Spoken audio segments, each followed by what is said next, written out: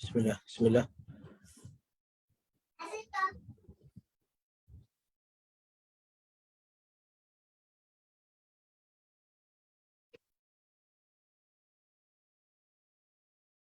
Baik, boleh dengar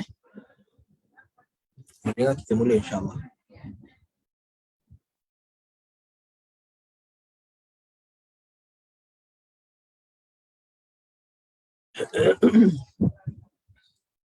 Baik, bismillahirrahmanirrahim. Assalamualaikum warahmatullahi wabarakatuh.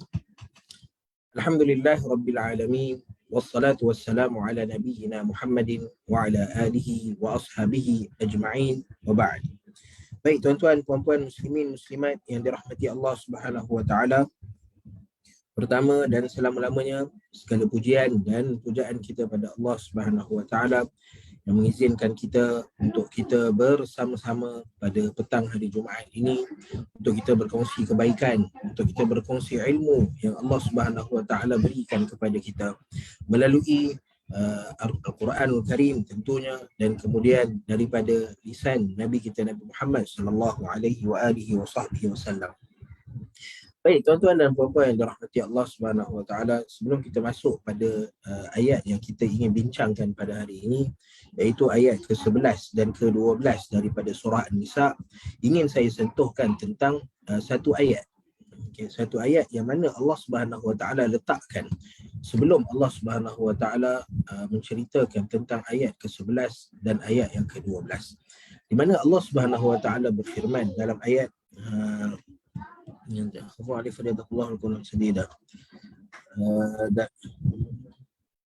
dalam ayat yang ke-9, Allah Subhanahu wa taala menyebutkan wal yakhshal ladzina law taraku min khalfihim dhurriyatan dhi'afa khafu 'alaihim falyattaqullaha wal yaqulu qawlan sadida. Okay. Satu ayat yang mana Allah Subhanahu wa taala menyebutkan, kita nak cerita tentang ayat ini sikit. Ya, ayatnya okey. Di mana Allah Subhanahu wa taala menyebutkan di dalam ayat ini wal yakhshal ladzina law taraku min khalfihim dhurriyatan dhi'afa. Allah taala kata, wahai manusia, setelah mana pada ayat pertama surah An-Nisa Allah taala menceritakan tentang tujuan penciptaan manusia berpasangan. Penciptaan manusia Adam dan Hawa. Okay, Adam plus Hawa. Okey, tujuannya adalah Allah Ta'ala boleh nak ciptakan manusia ni semua lelaki je ataupun semua perempuan je. Tapi kenapa Allah Ta'ala jadikan manusia ni zakarin wa untha, lelaki-lelaki dan perempuan-perempuan? Kerana tujuannya adalah untuk menghasilkan zuriat, iaitu untuk mendapatkan umat manusia. Allah Ta'ala suka lagi ramai orang yang beriman pada Allah Ta'ala. Adam dan Hawa adalah hamba Allah Subhanahu wa taala. Adam hamba Allah. Okey. Hawa hamba Allah. Okey, hamba Allah ini adalah orang-orang yang mengabdikan diri kepada Allah Subhanahu wa taala, beribadah kepada Allah Subhanahu wa taala, berzikir, menghambakan diri, mentaati Allah Subhanahu wa taala. Lalu Allah Subhanahu wa taala suka tengok hamba Allah Subhanahu wa taala.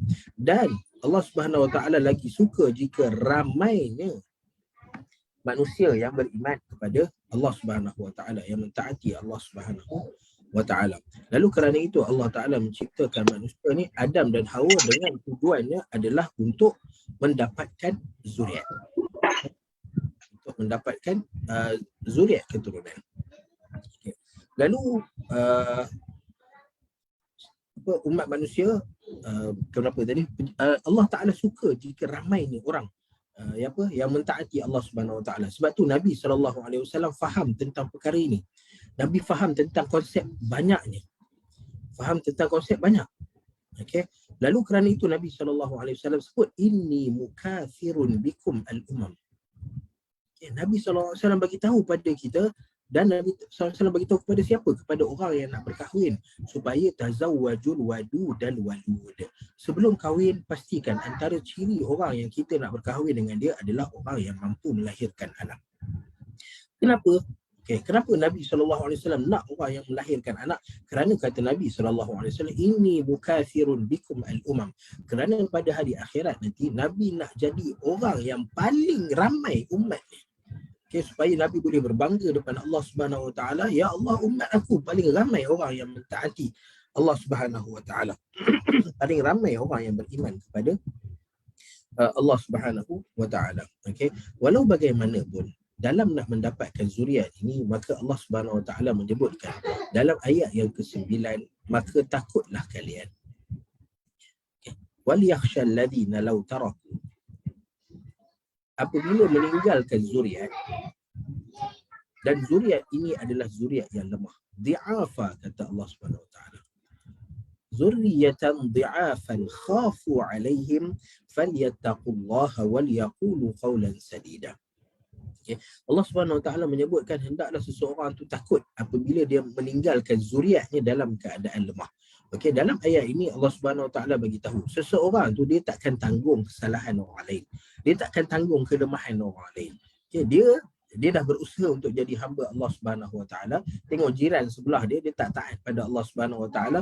Jiran ni dia tidak akan dipertanggungjawabkan. Dia kata, oh, kamu berdosa kerana jiran kamu mengingkari Allah Taala. Tidak.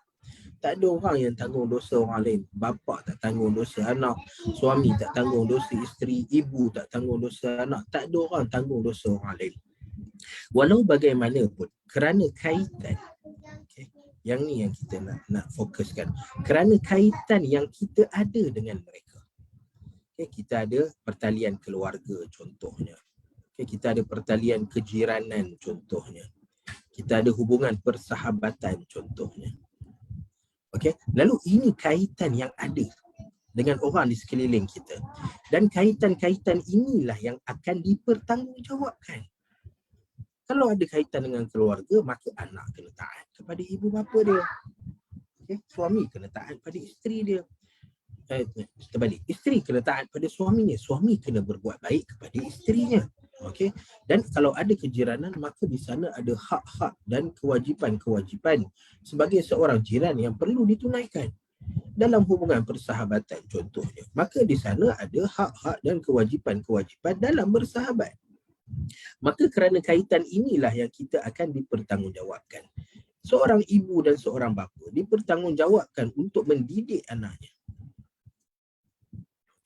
Lalu jika gagal, maka di sinilah akan dipertanggungjawabkan.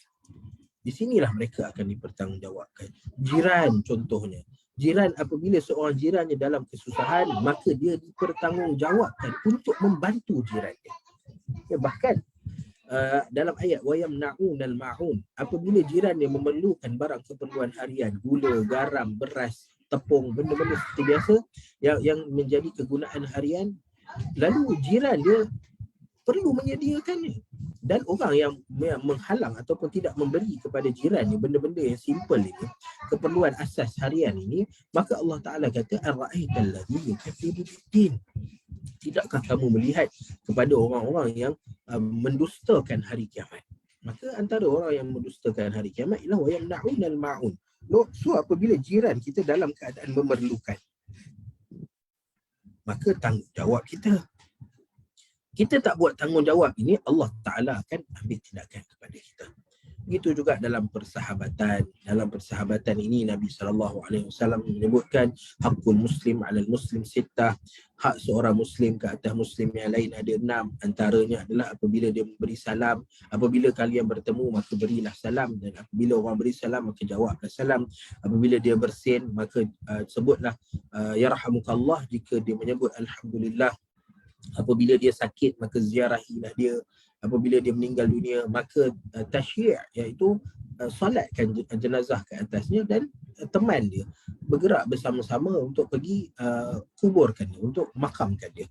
So ini hak, kaitan yang ada inilah yang akan dipertanggungjawabkan oleh Allah Subhanahu Wa Taala. Maka antara benda yang Allah Subhanahu Wa Taala tekankan dalam isu berkaitan ini adalah pada zuriat. Dan Allah Ta'ala menyebutkan wal yakhshalladzi, hendaklah takut pada orang-orang yang meninggalkan zuriatnya dalam keadaan zuriatnya lemah. Lemah dekat sini adalah lemah dalam dua sudut. Okay? Yang pertama, lemah dari segi fizikalnya. Dan yang kedua, lemah dari segi rohaninya. Okay. Sudah tentu ini adalah fokus utama. Tengok macam mana Nabi Allah Yaqub alaihi salam. Ketika mana Allah Subhanahu wa taala sebutkan am kuntum syuhada, ayat di dalam surah Al-Baqarah. Am kuntum syuhada idh hadara Yaqub al-maut idh qala li banihi ma ta'buduna min ba'di. Tidakkah kamu menyaksikan ketika mana Nabi Yaqub alaihi salam apabila datang kepada baginda keadaan lazar, keadaan baginda hendak meninggal dunia. Maka apa yang baginda buat adalah baginda mengumpulkan anak-anaknya. Okay, baginda mengumpulkan anak-anak baginda dan soalan yang baginda tanya kepada anak-anak dia adalah ma ta'buduna min ba'di. Apa yang akan kalian sembah setelah mana aku pergi nanti? Nabi Yaqub alaihi salam, kita tahu bahawa Nabi Yaqub adalah bapa kepada 12 faction Bani Israel. Bani Israel kan ada 12 kumpulan. Okey. Bani Israel ada 12 faction, 12 kumpulan. Okey, dan bapa mereka adalah Nabi Allah Yaqub alaihi salam. Lalu Nabi Yaqub dah dapat lihat pecahan yang ada pada anak-anak baginda. Walau bagaimanapun semua 12 anak baginda ni adalah orang yang taat dan beriman kepada Allah Subhanahu wa taala. Terutama Nabi Yusuf alaihi salam. Baginda adalah Nabi Allah Subhanahu wa taala. Lalu Nabi Yaqub alaihi salam risau tentang keadaan anak-anak dia apabila Nabi Yaqub meninggalkan mereka nanti. Lalu Nabi Yaqub nak pastikan bahawa anak-anaknya ditinggalkan dalam keadaan hebat spiritual, hebat rohaninya. Lalu Nabi Yaqub bertanya, siapa yang kamu akan sembah? Lalu anak-anak dia memberi jaminan, qalu na'budu ilahaka wa ilaha abaika Ibrahim wa Ismail wa Ishaq ilaha wahida wa nahnu lahu muslimun. Lalu anak-anak ni memberi satu jaminan kepada Nabi Yaqub alaihi salam bahawa setelah pemergian kamu wahai bapa, kami akan tetap menyembah Tuhan kamu, iaitu Allah, Tuhan bapa-bapa kamu. Bapa Nabi Yaqub adalah Nabi Ishaq alaihi salam. Bapa Nabi Yaqub adalah datuk kepada Nabi Yaqub sendiri, iaitu Nabi Ibrahim alaihi salam. Allah Subhanahu wa taala. Lalu setelah mereka memberi satu jaminan, barulah Nabi Yaqub tenang untuk meninggalkan anak-anaknya. Dan kebanyakan daripada kita pun, ibu dan bapa kita akan jaga bahagian ini. Rohani, bahagian spiritual, bahagian agama. Kita nak tinggalkan, seperti mana kalau kita dengar, siapa yang dengar khutbah Jumaat dekat Selangor tadi, maka antara yang disebutkan ialah iza mata ibnu Adam, apabila mati seseorang anak Adam, maka inqata'a amaluhu illa min thalath. Maka terputuslah hubungan dia dengan dunia. Amalan dia dengan dunia terputus melainkan pada 3 perkara. Apa dia? Sadaqatun jariyah, sedekah. Sedekah yang berpanjangan. Okay? Sedekah yang berturutan. Ilmun yuntafa'u bihi, ataupun ilmu yang diambil manfaat. Okay? Ilmu yang bermanfaat, yang orang lain boleh ambil manfaat daripada dia. Ataupun waladun salihun yad'ulah, anak salih. Syarat, tengok. Nabi SAW letak dekat sini syarat. Okay. Syarat bagi doa ini untuk diterima adalah waladun salih. Okay. Anak yang salih. Okay. Yang akan mendoakan bagi kedua ibu bapa dia. Okay. Bukan bererti anak yang tak salih ni tak boleh berdoa untuk kedua ibu bapanya. Tetapi Nabi SAW bila menunjukkan syarat, maka Nabi SAW kata anak yang salih. Macam mana nak datang salih ni? Okay, macam mana nak datang salih ni? Salih ini maksudnya adalah salih dari segi spiritualnya, agamanya, iaitu akidah dan ibadahnya. Okay. Akidah, ibadah dan akhlaknya. Ini 3 pecahan dalam dan akhlaknya. Okay. Ini 3 pecahan dalam rohani. Akidah dia kena akidah yang betul, ibadahnya ibadah yang betul, akhlaknya akhlak yang betul. Sebab itu daripada kecil kita tak kisah keluarkan duit untuk ajar anak-anak benda ni. Kita marah anak-anak masa kecil. Sebab apa? Kita nak akidah dia betul, kita nak ibadah dia betul. Dia solat main-main, kita tegur. Okay. Dia cakap benda tak elok, kita marah. Kita nak akhlak dia, akhlak yang baik. Okay, sebab tu kita sanggup berkorban, kita sanggup buat apa saja demi untuk jaga spiritual, rohani anak kita, supaya apabila kita pergi nanti, kita ada anak soleh yang mendoakan untuk kita. Okay? Kita tak nak mengharapkan orang lain. Yang seperti mana kita kadang-kadang kita ni, dalam masyarakat kita ni, mereka kurang faham pasal benda ni. Bukan tak faham, tapi mereka kurang faham. Ataupun kita kata, kita nak sebutkan istilah dia macam mana. Okay. Kita apabila kita mati, kita nak orang doakan untuk kita, tetapi kita mengharapkan doa daripada orang lain. Okay. Daripada orang lain kita panggil, contohnya tahlil. Okay. Kita panggil untuk doa selamat. Okay. Siapa yang kita panggil untuk tahlil dan doa selamat ini? Jemaah surau, jemaah masjid contohnya. Okay. Surau dan masjid. Okay. Kita tak nafikan jemaah surau dan masjid ni orang-orang yang soleh, sebab tu mereka ada kat masjid dan surau. Kita tak nafikan mereka adalah orang soleh, tapi mereka kehilangan satu syarat utama, iaitu anak. Yang Nabi SAW kata doa yang sampai kepada si mati ni adalah doa anak yang soleh. Ada orang dia takwilkan, dia kata doa anak yang soleh ni boleh jadi anak-anak dia kumpulkan orang-orang, buat makan apa semua untuk doakan. Tetap tak sama, kerana Nabi SAW sebut waladun salihun yad'u. Anak soleh yang mendoakan bagi dia. Lalu nak tak nak dia kena cuba dan berusaha. Setiap ibu dan bapa kena berusaha untuk mendapatkan anak yang soleh dalam agamanya, iaitu akidahnya akidah yang betul, ibadahnya ibadah yang betul, akhlaknya akhlak yang baik. Dan jika gagal dalam tanggungjawab ini, maka dia akan dipersoalkan. Dekat akhirat nanti akan dipersoalkan. Kenapa tak bagi didikan agama yang betul, akidah yang betul, ibadah yang betul, akhlak yang betul kepada anak-anak kita. Okay. Itu poin yang pertama, iaitu Allah Subhanahu Wa Taala bila sebut di'afa, maksudnya adalah lemah dari segi agama. Dan sebab itu kita ada orang dia hantar anak dia pergi sekolah tahfiz, ada orang dia nak anak dia jadi ustaz, ada orang dia nak anak dia jadi apa sekalipun, kena tiap-tiap hari kena baca Al-Quran. So setiap orang ada dia punya keinginan dia sendiri, dengan harapan, dengan tujuan adalah untuk anak dia apabila dia mati nanti, anak dia menjadi anak yang mendapat title saleh. Okay. Walau bagaimanapun Nabi SAW dalam keadaan Nabi mengutamakan, para anbiya ni mengutamakan hatta Nabi SAW ketika Nabi hendak meninggal dunia, antara perkara yang Nabi fokuskan ialah siapa yang akan mengimamkan jemaah manusia.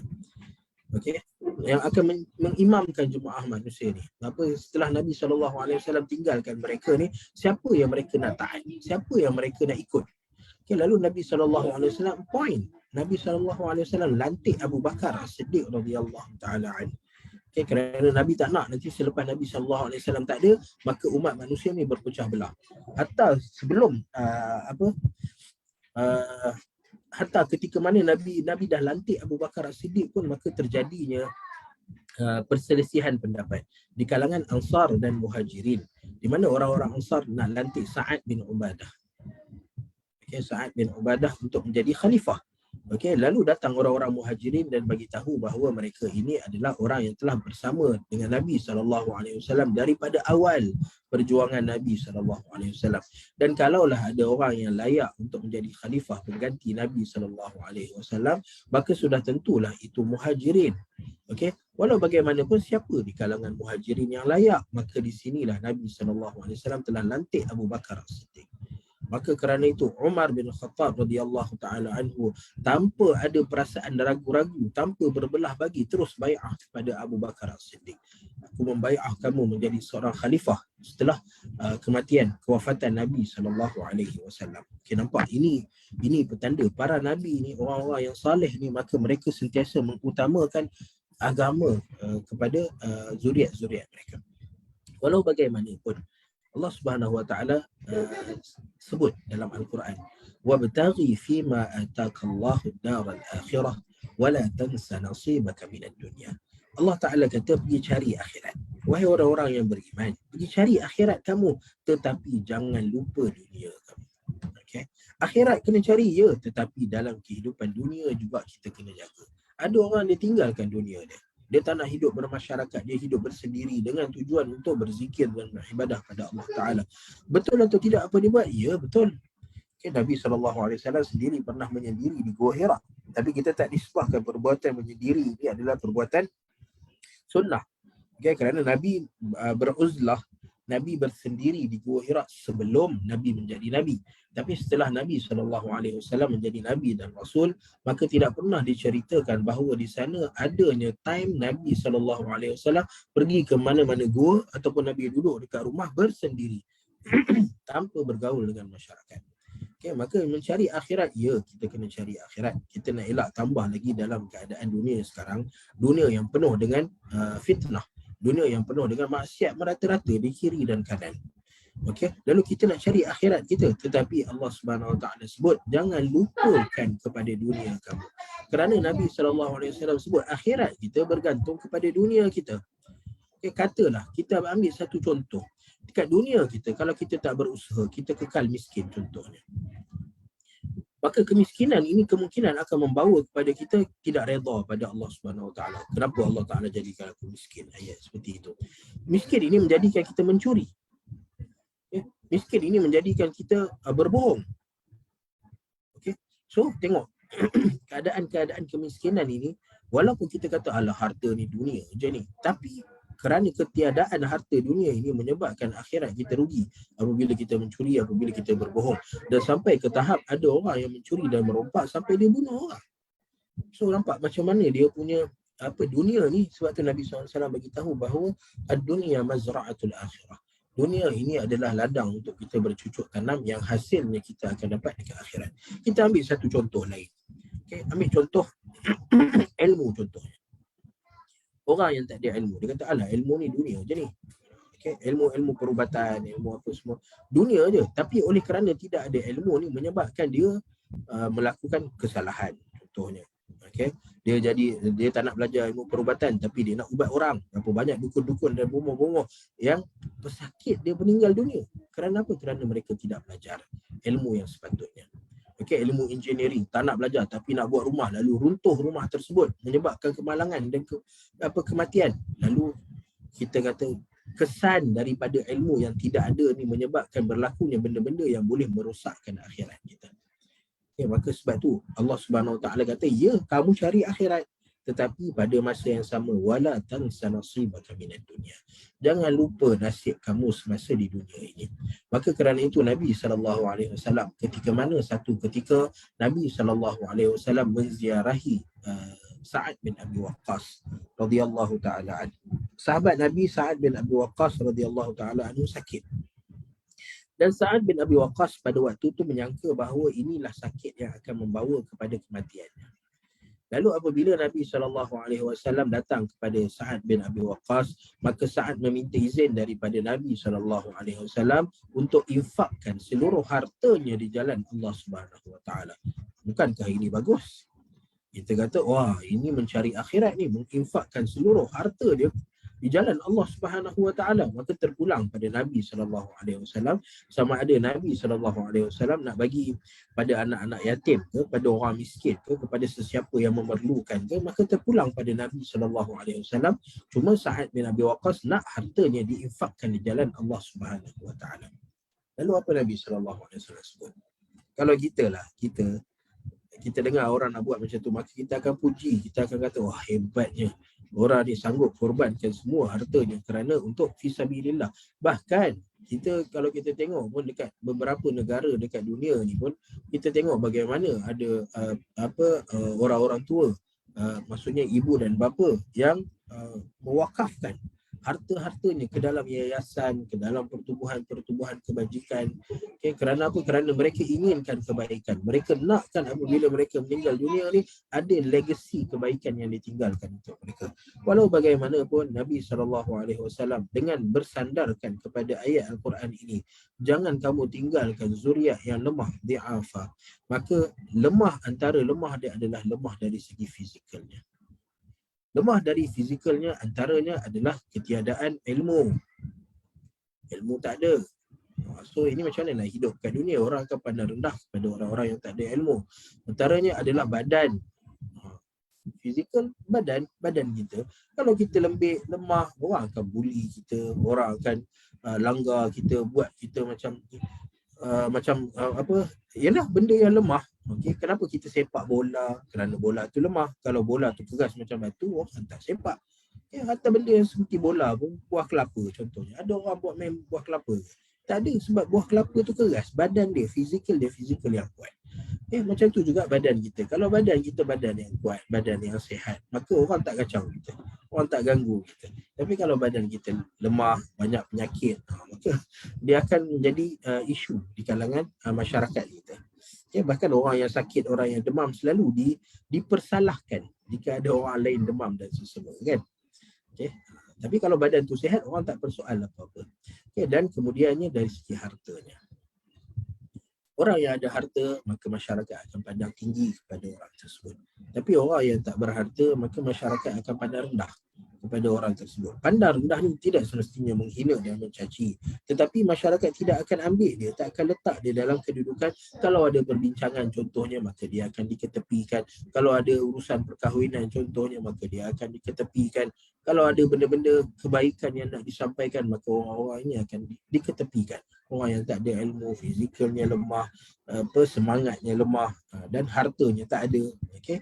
Bagaimana Allah Subhanahu Wa Taala cerita? Benda ni bukan pada zaman kita je, tapi daripada zaman awal lagi. Okay? Daripada zaman Nabi Musa AS, yang Allah Taala cerita dalam Al-Quran. Okay? Bila mana kaum Nabi Musa AS, okay, maka mereka nak memilih seorang pemimpin dari kalangan mereka. Okay, di mana kaum Nabi Musa ketika mana mereka hendak berperang, okay, mereka sedang diserang oleh musuh mereka, lalu mereka nak mempertahankan diri mereka daripada diserang. Walau bagaimanapun mereka tak ada pemimpin, tak ada panglima perang, tak ada orang yang boleh memimpin dan menjadi raja mereka pada ketika itu. Lalu mereka pergi berjumpa dengan seorang Nabi. Mereka tanya kepada Nabi mereka, siapa yang layak untuk jadi pemimpin. Lalu Nabi ini bagi tahu bahawa Allah Subhanahu Wa Taala telah pilih seorang lelaki yang bernama Talut untuk menjadi pemimpin. Lalu apa jawab Bani Israel? Kaum Bani Israel pada waktu itu apa mereka kata? Mereka kata walam yu'ta sa'atan minal mal. Macam mana orang ni nak jadi pemimpin kita, nak jadi raja kepada kita, sedangkan dia tidak ada harta. Nampak? Okay, itu pandangan manusia daripada dulu sampai bila-bila. Orang yang akan naik duduk ke atas adalah orang yang berharta. Sebab tu dia tak ada Forbes, tak ada majalah Time, tak ada majalah Forbes, tak ada majalah Times Week yang menceritakan tentang siapa orang yang berilmu. Tak ada majalah yang menceritakan siapa orang yang badan dia tegak, gagah, perkasa. Tak ada orang yang tak ada majalah yang menceritakan tentang siapa yang berkuasa. Tapi orang bercerita tentang siapa yang berharta. Tiap-tiap tahun itu yang kita tengok. Pertukaran ranking kepada orang yang berharta. Kerana itu pandangan masyarakat kepada antara satu sama lain. Iaitu kehebatan ini adalah berdasarkan kepada harta. Walaupun fizikal yang kecil, walaupun dia tidak berilmu, tapi jika dia berharta, maka kedudukannya adalah kedudukan yang tinggi di dalam masyarakat. Lalu Nabi SAW memahami bahawa antara benda fizikal yang perlu dititik beratkan adalah dari segi harta. Maka kerana itu apabila Sa'ad bin Abi Waqqas radhiyallahu taala anhu didatangi oleh Nabi SAW dan Nabi SAW dan Sa'ad berkata kepada Nabi, wahai Rasulullah, aku nak infakkan seluruh harta aku di jalan Allah Subhanahu Wa Taala. Maka Nabi tanya, apa yang kamu tinggalkan untuk anak kamu? Sa'ad bin Abi Waqqas ada anak perempuan. Okay, ada anak-anak perempuan. Lalu Nabi tanya, apa yang kamu tinggalkan untuk anak-anak kamu, wahai Sa'ad bin Abi Waqqas? Lalu Sa'ad kata anak-anak dia dah besar semua, so dah boleh survive sendiri, semuanya dah independent. Okay, lalu Sa'ad kata tak ada apalah. Okay, tak ada apa yang ditinggalkan untuk anak-anak dia, sebab anak-anak dia boleh survive sendiri, boleh kerja sendiri, boleh. Lalu Nabi SAW menyebutkan satu lafaz, satu hadis riwayat yang masyhur. Nabi SAW kata, innaka intadhar abna'aka aghniya'a khairun laka min antadharahum 'alatan fuqara yatakaffafuna wujuhan nas. Maka kata Nabi SAW, wahai Sa'ad, dengar ni, kalau kamu tinggalkan anak-anak kamu dalam keadaan mereka berharta, dalam keadaan mereka kaya, maka itu lebih baik daripada kamu meninggalkan mereka dalam keadaan alatan fuqara, dalam keadaan mereka miskin. dalam keadaan mereka fuqara, memerlukan, muhtaj. Fuqara, fakir ni iftiqar, maksudnya memerlukan bantuan orang lain. Okey, alatan fuqara yataffafuna wujuhan nas. Orang yang kita minta daripada orang lain ini orang yang yatakaffafuna wujuhan nas. Yatakaffaf maksudnya dia akan membentangkan tapak tangan dia. Yatakaffafuna wujuhan nas. Dia akan membentangkan tapak tangan dia untuk meminta-minta daripada manusia. Maka ini adalah antara perkara yang Nabi SAW sebutkan. Dan bila Nabi SAW sebutkan bahawa yatakaffafuna wujuhan nas, meminta-minta ini adalah ayat dia. Nabi SAW kata, lebih baik kamu tinggalkan anak-anak kamu dalam keadaan berharta, lebih baik daripada kamu tinggalkan mereka dalam keadaan miskin, supaya mereka tidak meminta-minta. So, perbuatan meminta-minta ini, perbuatan meminta-minta ini adalah satu perbuatan yang sangat tidak disukai oleh Allah Ta'ala dan Nabi SAW.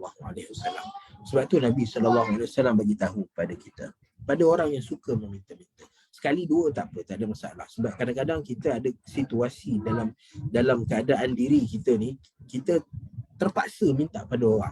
Kita terlalu terdesak sangat sampai terpaksa minta daripada orang. Okey. Tetapi ada orang yang memang dijadikan hobi dia, suka minta daripada orang. Ada masalah dia minta daripada orang. Ada masalah dia pergi berhutang dengan orang. So ini memang hobi dia. Lalu Nabi SAW bagi tahu, la tazalul mas'alatu bi ahadikum hatta yalqallah wa laysa fi wajhihi muz'at lahmin. Lalu Nabi SAW memberitahu bahawa ada orang-orang yang suka meminta-minta semasa kehidupan mereka di dunia ini.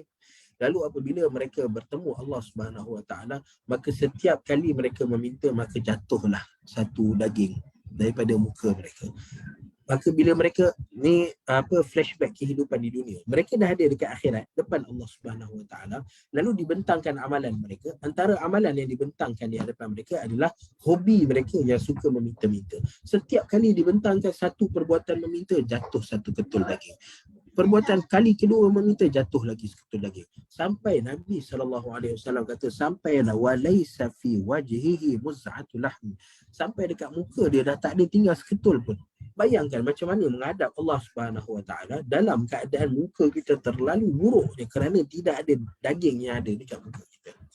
Dan begitulah perumpamaan, seolah-olah orang yang tidak malu apabila dia meminta-minta. Okey, bila kita sebut ni kadang-kadang, ustaz takkan tak boleh meminta-minta. Bukan kita kata tak boleh meminta. Minta pertolongan ni ada sebab tu. Antara sebab kita hidup bermasyarakat ni adalah supaya kita saling bantu-membantu. Orang ni susah, kita bantu. Dia perlukan bantuan, diberitahu pada kita, kita bantu. Tetapi jangan dijadikan satu kebiasaan, ataupun hobi kita untuk meminta-minta. Usaha dulu. Allah Ta'ala bagi nikmat pada kita, ada anggota badan kita, ada fizikal yang baik pada kita, mata yang cantik, tangan tulang 4 kerat yang bagus, maka usaha dulu. Usaha. Okay, bila usaha ni tak menjadi, barulah kita minta bantuan daripada orang.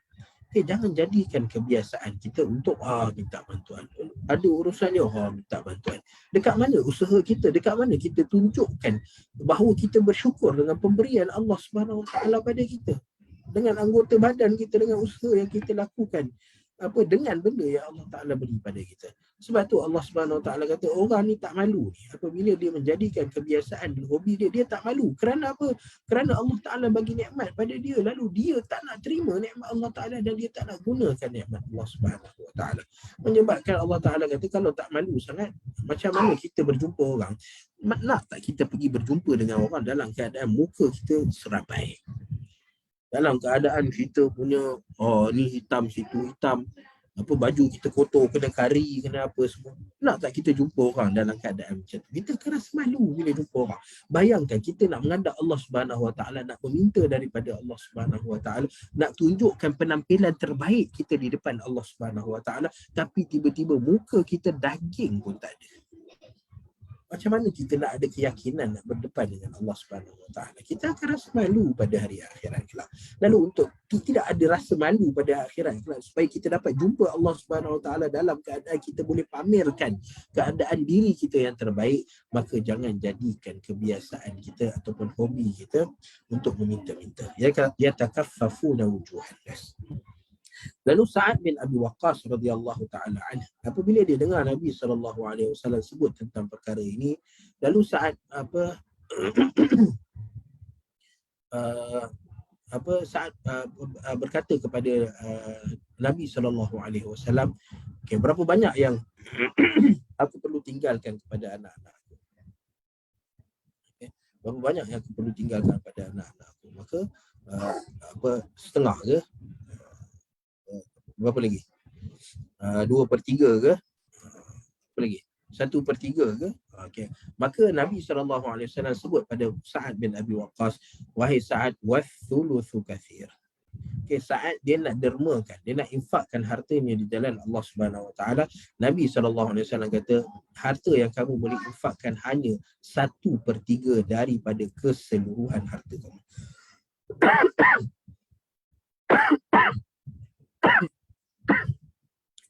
1/3 daripada keseluruhan harta kamu. Saya minta maaf, minum air.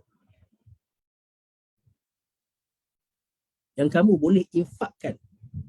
2/3 lagi pergi mana? 2/3 lagi mestilah untuk zuriat kamu. Okay? Untuk zuriat kamu. Dan inilah yang disebutkan sebagai faraid. Kenapa dinamakan sebagai faraid daripada faridatun? Faridah maksudnya adalah yang diwajibkan. Okay, nama solat kita solat fardu daripada perkataan faridah. Kerana solat itu diwajibkan kepada kita. Faraid maksudnya adalah harta yang diwajibkan kepada kita untuk diberikan kepada zuriat keturunan. Maksudnya tidak ada pilihan bagi kita. So banyak mana harta kita nak infakkan pun kita hanya boleh pergi maksimum 1/3. 2/3 lagi adalah hak milik zuriat yang dinamakan sebagai faraid. Wajib untuk kita berikan kepada zuriat keturunan kita. Okey, yang ni kena faham. Okey, ada orang dia cuba nak elak daripada faraid. Kita pun tak faham. Elak daripada faraid. Bayangkan, seolah-olah macam orang ni kata, macam mana cara nak elak daripada solat? Sebab solat ini adalah faridah. Faraid itu solat adalah faridah, zakat adalah faridah. So ada terbayang dalam kepala kita, kita nak tinggalkan solat. Macam mana cara nak tinggalkan solat? Macam mana cara untuk saya tak payah bayar zakat? So kita dengar macam ni pun kita kata, kamu ni beriman pada Allah Ta'ala ke tak? Okay. Sama juga istilahnya pada faridah. Kenapa faraid ini dinamakan faraid? Kerana Nabi SAW menyebutkan dalam hadis, satu hadis yang diriwayatkan oleh Al-Imam An-Nasa'i rahimahullah ta'ala, Nabi kata, Inna Allah qad a'ta kulla dhi haqqin haqqah, fala wasiyata liwarithin. Okay. Asal kepada harta manusia ni, okay, harta milik kita, harta A kan, milik si A. So harta milik si A asalnya adalah ikut dia lah nak bagi banyak mana. Okay, maksudnya dia boleh mewariskan. Ni dipanggil warisan. Okay, dia boleh wariskan kepada sesiapa sahaja. Dan pewarisan ini dia berlaku melalui wasiat. Okay, pewarisan ini berlaku melalui wasiat. Okay, wasiat. Okay. Tapi Nabi SAW sebut, Innallaha qad a'ta kulla dhi haqqin haqqah.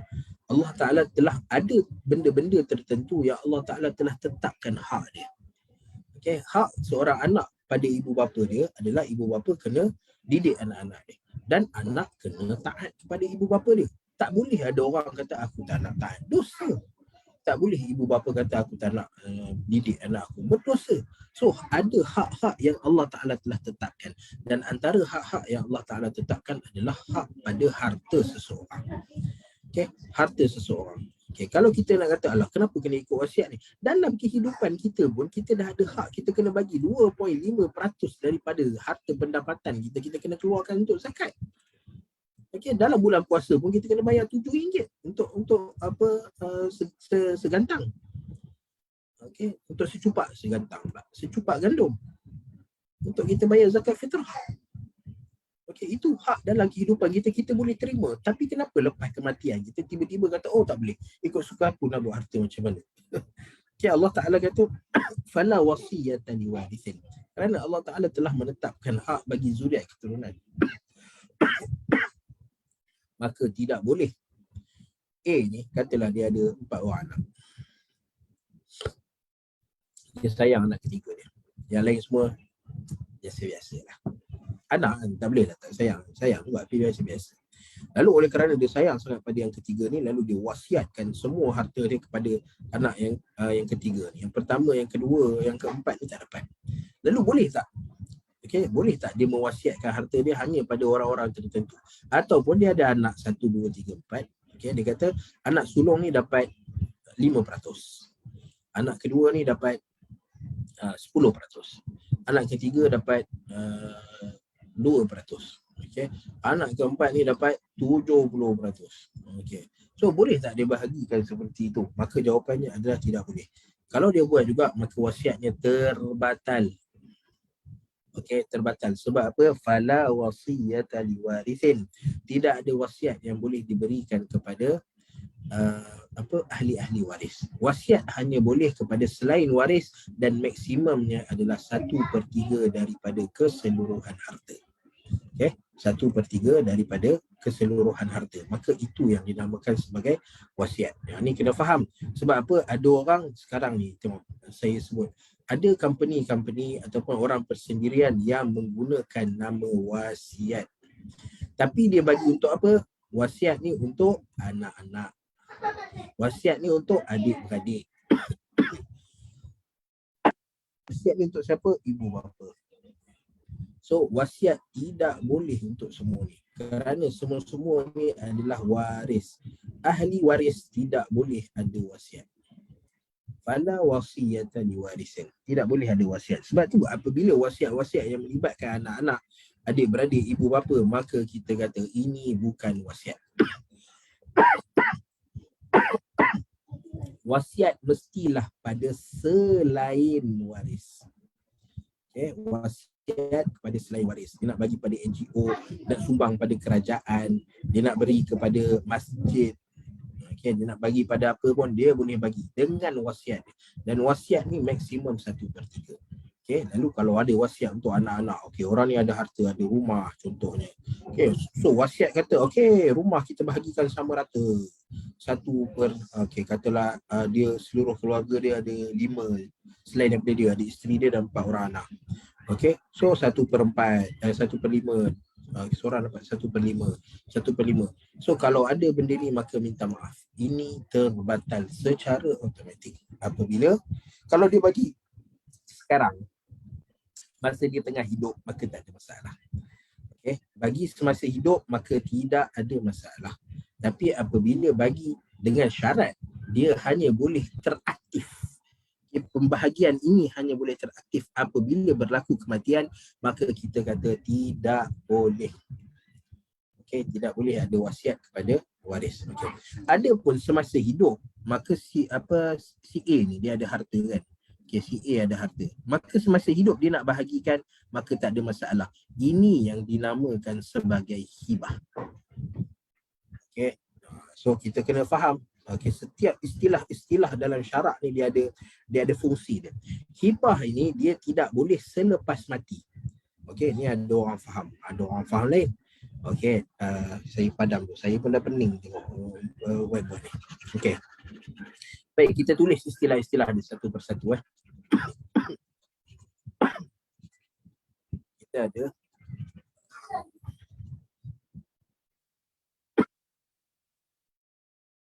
saya tahu tiba-tiba batuk.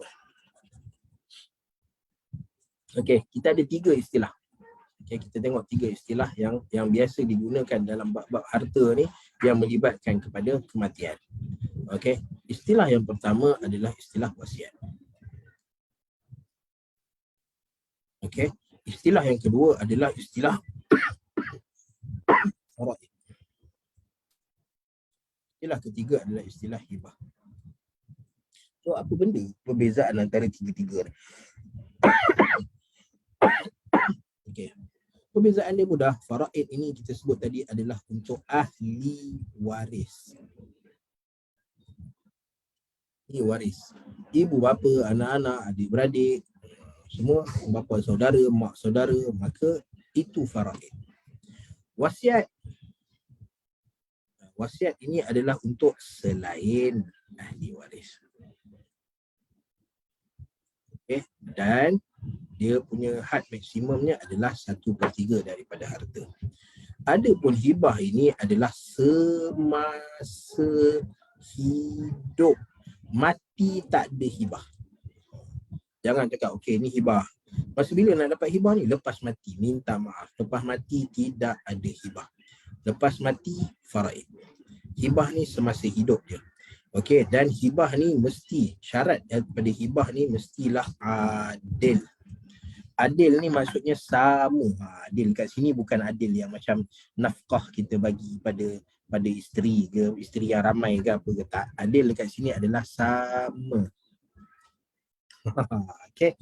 So adil kat sini adalah sama. Okay. Kerana apa? Kerana satu ketika ada seorang sahabat Nabi yang nama dia Nu'man bin Bashir. Okay, Nu'man bin Bashir ni, dia sangat sayang pada anak yang nama dia Nu'man. Dia ada anak ramai, tapi anak yang dia paling sayang adalah nama dia Nu'man. Lalu dia bagi satu hadiah kepada Nu'man ni. Okay, dan dia panggil Nabi SAW untuk jadi saksi. Sebab dia takut anak-anak lain nanti persoalkan. Okay, kenapa? Betul ke harta ni bapak bagi pada Nu'man? So, Bashir ni dia nak cari saksi. Lalu saksi yang dia panggil adalah Nabi SAW. So Nabi cakap, korang lain semua dengar. Okay. So panggillah Nabi SAW. Lalu Nabi tengok kata, Masya Allah bagi kepada Nu'man hadiah hibah Bashir. Okay. Kemudian Nabi SAW tanya kepada Bashir, wahai Bashir, adakah kamu bagi benda ni semua? Okay. Sebelum tu Nabi tanya kepada Nu'man dulu, wahai Nu'man, adakah anak adik-beradik kamu semua dapat benda yang sama? Nu'man kata tak. Lalu Nabi pindah kepada bapa dia, Bashir. Nabi kata, wahai Bashir, adakah semua anak-anak kamu dapat benda yang sama seperti mana Nu'man dapat benda yang dia dapat ni? Maka Bashir kata tak, kerana Nu'man je lah yang anak yang aku paling sayang, so aku bagi pada dia. Maka Nabi SAW kata, cari saksi lain, aku tak nak jadi saksi. So bermakna Nabi tidak bersetuju kepada hibah yang tidak adil, iaitu tidak sama. Okay, hibah mesti sama. Okay, contohnya si A, dia ada 4 orang anak tadi. Okay, dia ada 4 orang anak dan dia ada seorang isteri. So ada 5. Maka setiap orang kena dapat 1/5, 1/5, 1/5. Ini hibah. Okay, hibah mesti sama. Bukan adil je. Adil lah tu bila sama. Sama. Kecil ke besar ke apa ke, sama. Itu hibah. Okay. Okay, dan hibah hanya berlaku semasa hidup. Okay, lalu kalau orang kata 1/5 ni jadi bila ni? Lepas mati minta maaf. Hibah terbatal. Tidak ada hibah selepas kematian. Selepas kematian maka harta-harta ini semua akan berpindah kepada faraid. Dan sebelum faraid maka perlu ditanya dulu ada wasiat atau tidak. So wasiat kepada selain ahli waris. Okay, dia nak cakap dia nak bagi harta dia ke pertubuhan kebajikan macam ni ke, kepada masjid ni ke, nak bayar hutang dia ke. So mesti ada wasiat dulu. Okay, baik. Lalu dalam nak memberikan wasiat ni, faraid ini wasiat tak ada masalah, kita dah faham maksudnya selain daripada ahli waris. Lalu untuk memberikan faraid ini, maka kerana faridah ini benda yang dah ditetapkan oleh Allah Ta'ala. Okay, contoh faridah salat. Ada tak orang solat dia kata, okay, solat subuh saya nak solat 3, solat zuhur saya nak solat 5.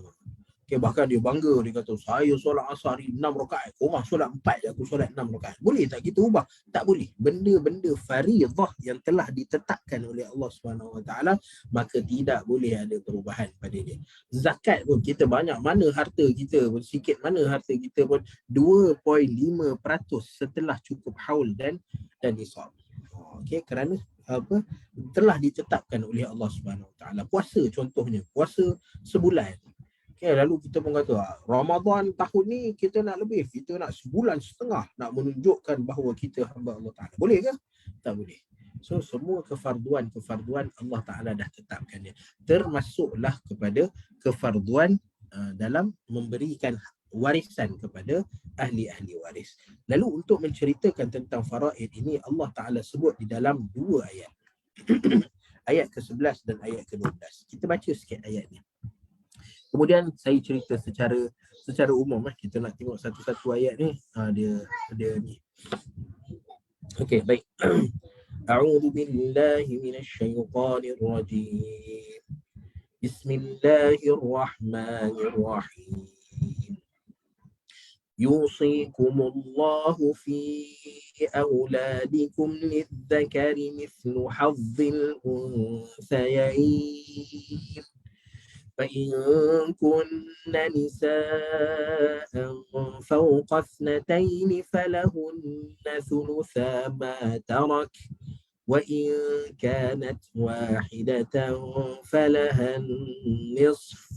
Okay, yang ni bila kita break dekat sini, maka kita break di atas 2 huruf mati, sad dan fa. Okay, falahan nisf. Okay, dua-dua kena berbunyi. Sad dulu, kemudian fa, nisf. Okay, kita sambung. وَلِأَبَوَيْهِ لِكُلِّ وَاحِدٍ مِّنْهُمَا السُّدُسُ مِمَّا تَرَكَ إِن كَانَ لَهُ وَلَدٌ فَإِن لَّمْ يَكُن لَّهُ وَلَدٌ وَوَرِثَهُ أَبَوَاهُ فَلِأُمِّهِ الثُّلُثُ فَإِن كَانَ لَهُ إِخْوَةٌ فَلِأُمِّهِ السُّدُسُ من بعد وصية يوصي بها أو دين. آباؤكم وأبناؤكم لا تدرون أيهم أقرب لكم نفعا فريضة من الله إن الله كان عليما حكيما. ولكم نصف ما ترك أزواجكم إن لم يكن لهن ولد فإن كان لهن ولد فلكم الربع مما تركن. Okey, ni satu lagi perkataan. Okey, kaf dan nun. Okey, kita mati pada 2 huruf. Yang mana huruf kedua ni kita mati macam tadi. Okay. Kalau kita sambung dia senang. Falahan nisfu wa li abawaihi. Kita sambung senang. Tapi bila kita berhenti, maka kita kena bagi setiap huruf tu bunyinya. Okay. Mimma tarak. Okay. Kaf dia ada hams. Tarak. Okay. Nun. Matikan pada makhraj dia. Hujung lidah ke langit-langit atas. Mimma tarak. من بعد وصية يوصين بها أو دين ولهن الربع مما تركتم إن لم يكن لكم ولد فإن كان لكم ولد فلهن الثمن مما تركتم من بعد وصية توصون بها أو دين وإن كان رجل يورث كلالة أو امرأة وله أخ أو أخت فلكل واحد وله أخ أو أخت فلكل واحد منهما السدس فإن كانوا أكثر من ذلك فهم شركاء في الثلث من بعد وصية يوصى بها أو دين غير مضار. Okay. 6 harakat mudhar. Wasiyatan minallah wallahu alimun halim. Baik, di dalam ayat ni Allah Subhanahu Wa Taala menyebutkan beberapa perkara. Yang pertama, yusikumullahu fi auladikum. Okey, Allah Taala memulakan bahawa yang akan mewarisi kamu anak-anak kamu biasanya. Okey, kenapa Allah Taala mulakan dengan anak-anak dulu? Kerana kebiasaan yang mewarisi seorang anak dia lah. Anak lelaki ke anak perempuan ke, maka anak-anak dia yang akan mewarisinya. Kalau dia tak ada anak, baru kita berpindah kepada tempat lain. Tapi Allah Taala sebut ada anak-anak dulu kerana apa? Kerana kebiasaan. Okey, dalam dalam bahasa Arab ataupun bahasa Al-Quran kita sebut yakhruju makhrajal ghalib. Okey, Allah Ta'ala sebut benda ni kerana ini ghalibnya. Okey, permulaan anak-anak akan mewarisi ibu bapanya. Okey, dan syarat-syarat untuk mewarisi ini adalah mesti sama agama. Okey, sama agama. So kalau tak sama agama maka tidak boleh mewarisi dan tidak boleh diwarisi. Okey, agama kena sama. Okey, kemudian diar ni maksudnya ahli sunnah wal jamaah. Okey, kalau seorang Syiah, seorang ahli sunnah maka tidak boleh mewarisi dan tidak boleh diwarisi. Seorang pengikut ayah bin, seorang etis, seorang lagi Muslim maka tidak boleh mewarisi dan tidak boleh diwarisi. Okey, yusikumullahu fi auladikum. Ini syarat-syaratnya. Lepas tu ada syarat-syarat lain apa yang diperselisihkan. Macam contoh apabila anak bunuh bapa ke bapa bunuh anak ke, boleh tak mewarisi. So itu khilaf di kalangan fuqaha. Tapi secara umumnya kalau agama tak sama, kalau diar tak sama, diar ni maksudnya adalah pegangan dalam agama tu. Dalam Islam ni kan banyak orang yang disebahkan diri pada Islam. Okay, tapi ada penisbahan tu dia sebenarnya Islam tak ada kaitan pun dengan kehidupan mereka. Okay, sama macam orang-orang Syiah, okay, yang mengaku bahawa Ali adalah jelmaan Tuhan di atas muka bumi. Maka ini sudah tentu keluar daripada agama Allah Subhanahu Wa Taala. Walaupun dia disebahkan diri dia kepada Islam. Okay. Baik, Allah Taala mulakan dengan lizzakari mithlu hadzil unthayain. Kalau seseorang tu dia ada anak lelaki dan perempuan, okay, biasanya ada dia panggil keluarga biasa lah kan. Ada anak lelaki, seorang anak lelaki, dua anak perempuan, dua anak lelaki, seorang anak perempuan. Okey, maka nisbah yang akan diterima adalah 2:1, di mana lelaki akan dapat 2, perempuan akan dapat 1. Lalu dekat sinilah berlakunya pertikaian. Bukan pertikaian pun, tapi dia berlaku persoalan. Soalan yang besar. Kenapa lelaki dapat 2, perempuan dapat 1? Okay. Kenapa lelaki dapat 2, perempuan dapat 1? Tak boleh ke sama adil 1-1? Okey, sama adil tu kita kena tengok adil tu betul ke adil kalau lelaki dapat 1, perempuan dapat 1. Okey. Baik. Okey. Kalau kita tengok kenapa lelaki ni dapat 2, perempuan dapat 1, kerana lelaki ini dia ada suatu tanggungjawab yang dipanggil qawwamah. Okay. Qawwamah. Maksudnya lelaki ni dia bukan bertanggungjawab untuk diri dia sahaja, tetapi dia bertanggungjawab untuk jaga adik perempuan dia. Okay. Dan dia bertanggungjawab untuk anak lelaki dia, untuk anak-anak dia, lelaki atau perempuan. Dia bertanggungjawab untuk isteri dia. Okay, sebab tu dia dapat 2 pembahagian. Sedangkan perempuan dia dapat 1, dia bertanggungjawab pada siapa? Dia bertanggungjawab kepada dirinya sendiri. Nampak beza? So kalau orang tanya kenapa lelaki dapat 2, perempuan dapat 1, kerana hak dan tanggungjawab yang berbeza. Okay? Kerana lelaki tanggungjawab dia lebih besar. Sebab tu lelaki kena ingat. Okay? Orang-orang yang dapat faraid ni dari kalangan lelaki. Okay? Orang yang dapat faraid dari kalangan lelaki, dia kena ingat bahawa harta yang dia dapat tu bukan untuk dia bangga. Wah, apalah adik perempuan aku, kakak aku dapat 1 je, aku dapat 2. So bukan untuk dibangga-bangga, tetapi di sana dia kena ingat ada tanggungjawab yang dia perlu laksanakan. Dia perlu jaga adik perempuan dia. Okay, dia perlu jadi wali kepada adik perempuan dia. Okay, dia perlu jaga kalau ada ibu, kalau ada ayah dia, kalau salah seorang, kalau ada anak dia kena jaga. Kalau ada isteri dia kena bertanggungjawab kepada mereka. Okay, sebab tu benda ini bukan untuk dibangga-bangga. Mungkin ada orang dia seronok, dapat harta banyak apa semua. Lagi banyak benda kita dapat, macam mana ilmu, lagi banyak kita dapat, lagi besar tanggungjawab kita. Macam tu juga harta. Lagi banyak kita dapat, lagi besar tanggungjawab kita, lagi susah untuk kita jawab depan Allah Subhanahu Wa Taala. Sebab tu kita berhati-hati. So orang perempuan tak perlu jealous pada lelaki. Dia punya ruang peratus dia untuk kena azab tu lagi tinggi. Lagi banyak harta dia dapat, dia punya peratus tu lagi tinggi untuk dia kena azab. Melainkan illa man rahimahullah. Melainkan orang yang dapat ambil harta tu dan dia dapat tunaikan hak dan tanggungjawabnya terhadap harta tersebut. Baik. Itu yang pertama. Allah Ta'ala kata nisbah 2, nisbah 1. Di mana lelaki dapat 2, perempuan dapat 1. Macam contoh kalau kita ada 100 ada 100 RM100 contoh. Lepas tu kita nak bahagikan kepada 2 anak lelaki dan 1 anak perempuan. So semua sekali ada 3 kan. Okay, 100 bahagi 3, 30. So 30 kali 2, 60 pada lelaki, 30 pada perempuan. Okay, 60 pada lelaki, 30 pada perempuan. Seorang lelaki ni dia akan dapat 30. Okay, 30. Okay, dia kena bahagilah pada lelaki ni pula. Okay, so 2 nisbah 1. Okay, anak lelaki akan dapat 2, anak perempuan akan dapat 1. Dan macam itulah pembahagian seterusnya. Okay, berdasarkan harta yang ditinggalkan. Baik, seterusnya.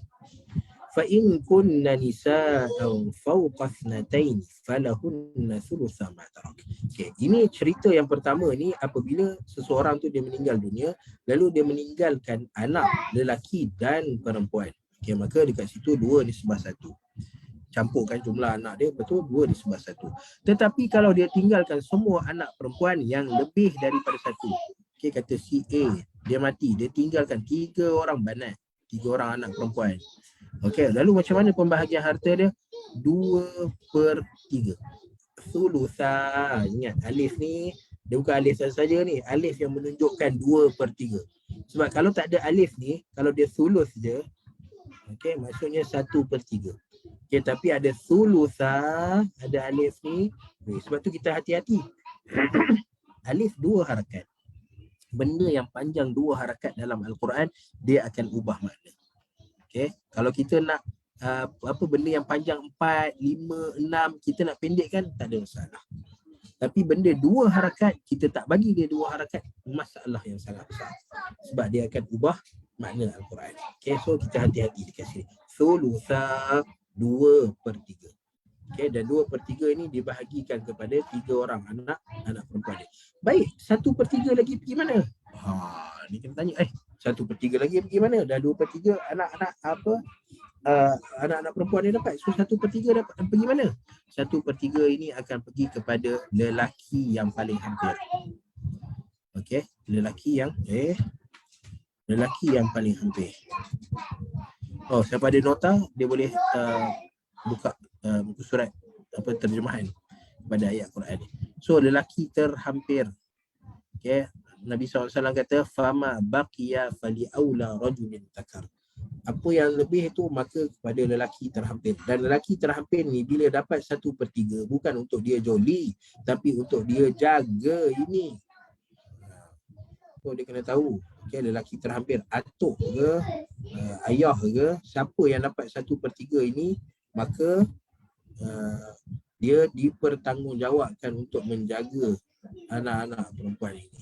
Sebab tu dia diberi 1/3, seolah-olah macam dibayar gaji untuk jaga 3 orang banat ini. Okay. So nampak? Okay. Wa in kanat wahidatan falahan nisf. Okay. Ini cerita kalau dia ada 3 orang anak perempuan. Tapi kalau dia ada seorang je anak perempuan. Okay. Bila dia mati, dia ada seorang je anak perempuan. Bint. Okay. Bint seorang anak perempuan. Maka anak ini akan dapat separuh. Okay. Ada pun separuh lagi, maka dia akan pergi kepada lelaki terhampir. Apa, ahli waris lain ataupun biasanya lelaki yang terhampir. Okay.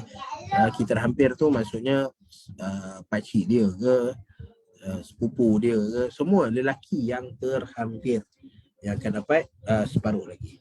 Okey, falahan nisf. Okey, baik. Ini seorang anak perempuan. Katalah kalau dia ada seorang anak lelaki. Si A mati, tinggalkan seorang anak lelaki. Seorang anak lelaki dia, tak ada orang lain. Okey, seorang anak lelaki, walad. Walad ini anak lelaki. So kalau kita pergi negara Arab dan dipanggil walad, maksudnya anak lelaki. Kalau dia panggil pada orang dewasa, maka itu kurang ajar. Walad dipanggil pada orang dewasa, maka dia seolah-olah panggil kita ni adalah budak. Okay. So wajar untuk marah kalau dipanggil pada orang dewasa. Tapi kalau dipanggil untuk budak-budak, maka itu adalah panggilan manja. Ya walad, wahai anak lelakiku. Macam tu. Contoh. Maka kalau ada seorang ni je, tak ada orang lain yang menyertai anak lelaki ni, okey, maka anak lelaki ni akan dapat semua. Okey, anak lelaki akan dapat semua. Adapun anak perempuan, maka 2 nisbah 1, maka anak perempuan akan dapat separuh daripada harta tersebut. Okey. Kemudian Allah Taala menyebutkan lagi, wali abawaihi likulli wahidin minhum as-sudusu mimma taraka in kana lahu walad. Okey, yang ni kita highlightkan dekat sini. Mimma taraka. Okey. Wali abawaihi likulli wahidin minhum as-sudus. Si A mati. Okey, si A mati, lalu dia meninggalkan ibu dan ayah. Ibu dan ayah. Okey, maka setiap seorang daripada ibu dan ayah ini akan mendapat 1/6 sudus. 1/6 daripada keseluruhan. Okey, ingat, daripada total.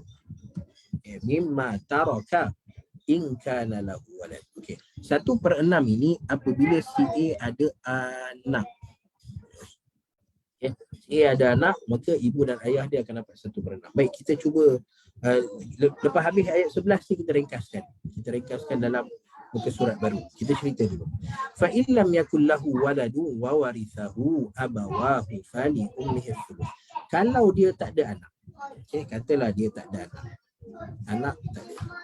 Okey, ni cerita kalau ada anak tadi, maka ibu dan ayah dia dapat 1/6 seorang daripada total. Okey, kalau dia tak ada anak, maka ibu dia akan dapat 1/3, ayah dia kekal 1/6 daripada total. Kali ummihi thuluth, ibu akan dapat lebih. Okey. Kenapa ibu dapat lebih? Okey, kerana pada waktu ni ayah dia memang ada tanggungjawab pada ibu. Okey. Cuma 1/6 ni adalah untuk menghargai bahawa ayah dan ibunya adalah orang yang telah melahirkannya dan telah membesarkannya. Namun ibu lebih diutamakan. Kerana Nabi SAW sebut, man ahaqqun nasi bi husni sahabati. Okey, ada Abdullah bin Amr bin Al-As berkata bahawa seorang lelaki datang kepada Nabi SAW dan bertanya kepada Rasulullah, wahai Rasulullah, siapa yang aku nak utamakan dalam muamalah, dalam aku nak berinteraksi, berkomunikasi, aku nak lebihkan siapa dulu? Maka Nabi kata ummuka, qala thumma man, qala thumma ummuka, qala thumma man, qala thumma ummuka. 3 kali Nabi sebut ibu. Maksudnya dalam bermuamalah, ibu sentiasa diutamakan berbanding dengan ayah. Okey, ibu sentiasa diutamakan berbanding dengan ayah dari segi kita nak berinteraksi dan berbuat baik kepada mereka. Okey, boleh. So kalau tak ada anak, maka ayah dapat 1/6, ibu dapat 1/3. Ini cerita kalau tak ada anak. Kalau ada anak, maka ibu dapat 1/6, ayah pun dapat 1/6. Okey. Fa in kana lahu ikhwatun fali ummihi sudus. Baik, kalau dia tak ada anak, tak ada, tapi ada saudara. Okay, saudara ni pun bimanzilati anak. Okay, dia ada anak ataupun dia ada adik-beradik. Saudara ni adik-beradik lah. Siblings. Okay, adik-beradik. Maka ibu dia akan dapat 1/6. Okay, fali ummihi sudus. Fa in kana lahu ikhwatun fali ummihi sudus. Okay. Min ba'di wasiyati yusi biha aw dayn. Lalu faraid ini hanya boleh diberikan setelah daripada wasiat. Ingat balik wasiat tadi apa dia? Harta yang kita nak berikan kepada orang lain selain daripada ahli waris. Yusi biha audain ataupun hutang. Yang ni kena selesai dulu. Okay, sebelum pembahagian faraid, maka perlu tanya siapa ada hutang, siapa ada si mati hutang dengan dia. Maka minta dulu, tuntut, jelaskan dulu hutang tersebut. Baru boleh bawa pembahagian faraid. Aba'ukum wa abna'ukum la tadruna ayyuhum aqrabu lakum naf'a. Maka kenapa ada pembahagian untuk ibu, untuk bapa, untuk anak-anak? Tak boleh ke untuk anak-anak je? Okey, ibu bapa dah selesai, tak boleh ke untuk anak-anak je? Kenapa kena bagi ibu dan bapa juga? Kerana Allah Ta'ala kata la tadruna ayyuhum aqrabu lakum naf'a. Okey, kerana kamu tak tahu siapa yang sebenarnya memberi manfaat lagi besar pada kamu. Okay, kemungkinan kita letak harapan pada anak kita untuk bagi manfaat pada kita. Tengok anak kita rupanya lepas peninggalan kita, dia mengecewakan kita. Tapi Alhamdulillah kita ada harta yang kita berikan kepada ibu bapa kita yang gunakan harta tu untuk kebaikan. Lalu harta tu tak adalah semuanya pergi kepada benda yang tak elok. Dan begitu juga vice versa. Okay. Walau bagaimanapun kalau kita ada keluarga yang baik, usul yang baik, furuk yang baik, ibu bapa yang baik, anak-anak yang baik, maka itulah yang terbaik yang kita nak. Maka selalulah doa pada Allah Subhanahu Wa Taala, terutama pada hari ini, pada hari Jumaat, yang mana ada saat, ada satu waktu yang Allah Taala perkenankan doa kita, iaitu 1 jam sebelum masuknya waktu maghrib. Ba'dal asri, okey, sebelum masuknya waktu maghrib, sejam sebelum masuk waktu maghrib, maka itu adalah waktu yang mustajab doa. Maka ambillah peluang pada waktu itu untuk berdoa pada Allah Subhanahu Wa Taala agar Allah Taala bukan hanya kurniakan kita harta yang bermanfaat, tetapi juga pada ahli keluarga kita yang akan memanfaatkan peninggalan kita nanti. Faridatan minallah, lalu Allah Taala kata ini adalah faridah, ketentuan, kefarduan yang Allah Subhanahu Wa Taala telah tetapkan kepada manusia. Innallaha kana aliman hakima. Sesungguhnya Allah Subhanahu Wa Taala Maha mengetahui dan Maha bijaksana. Baik, kita tengok semula apa yang kita dah sentuh pada ayat yang ke-11 tadi. Sekejap. Okey. Kita tengok semula apa yang kita tengok pada ayat yang ke-11. Di mana ayat dia?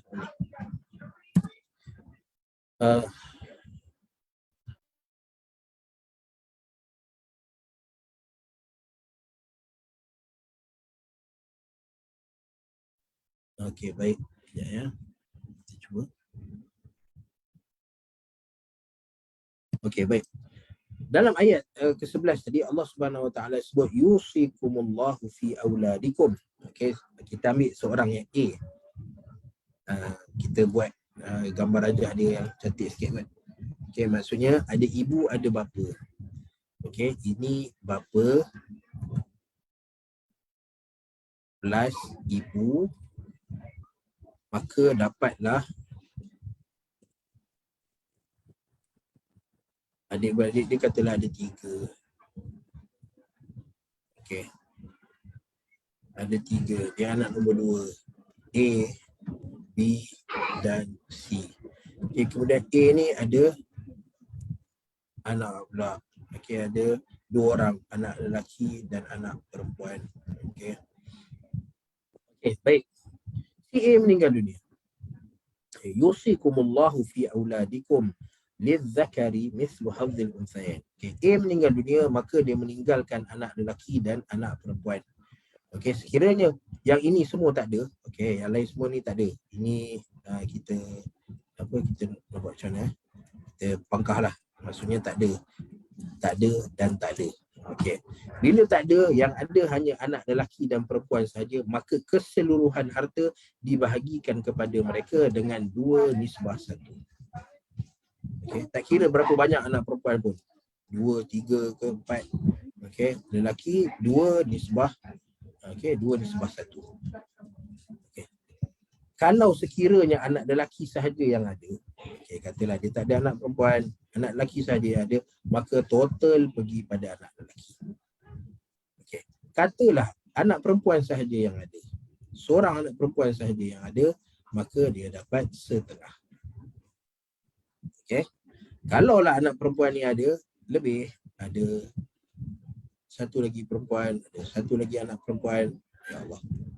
Okey, maka dekat sini anak perempuan yang ramai ini 2 dan ke atas akan dapat 2/3 daripada harta. Okay. Boleh nampak okay. Kalau ada seorang anak lelaki dia dapat semua, seorang anak perempuan dia dapat separuh. Kalau ramai anak lelaki dapat semua, bahagikanlah. Okay. Kalau ramai anak perempuan 2/3. Okay. Dan dibahagikan sama banyak kepada anak-anak perempuan ini. Okey, baik.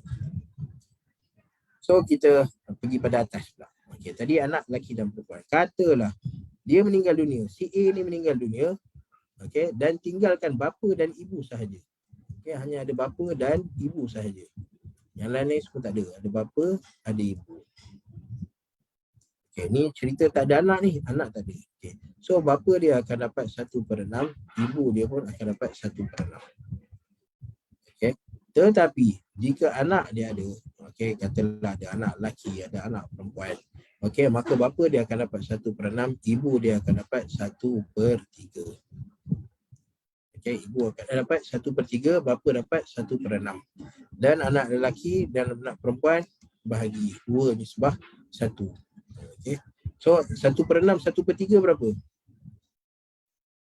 1/6, 1/3. 1/6 sama dengan ni 2/6 kan. 1/3 sama dengan 2/6. So kita dah ada 3/6. Setengah lah maksudnya. Okey, setengah dah diguna pakai. So setengah inilah yang akan dibahagikan 2/1 kepada anak-anak dia. Okey, 2/1 kepada anak-anak dia. Okey, boleh? Baik. Okey, masya-Allah. Aduh, faraid ini adalah ilmu yang antara ilmu yang susah dan pening kepala. So kita ringkaskan je. Okey, untuk kita bagi tahu bahawa okey, anak tak ada tapi ada adik-beradik. Si A ni ada adik-beradik. Okey, ada adik-beradik. Okey, maka ibu dia akan dapat 1/3 juga, bapa dia akan dapat 1/6. Baki itu adalah dibahagikan kepada adik-beradik. Kalau adik-beradik ni lelaki dan perempuan, maka macam tadilah 2/1. Okey, kalau dua-dua lelaki, maka semua dapat kat lelaki.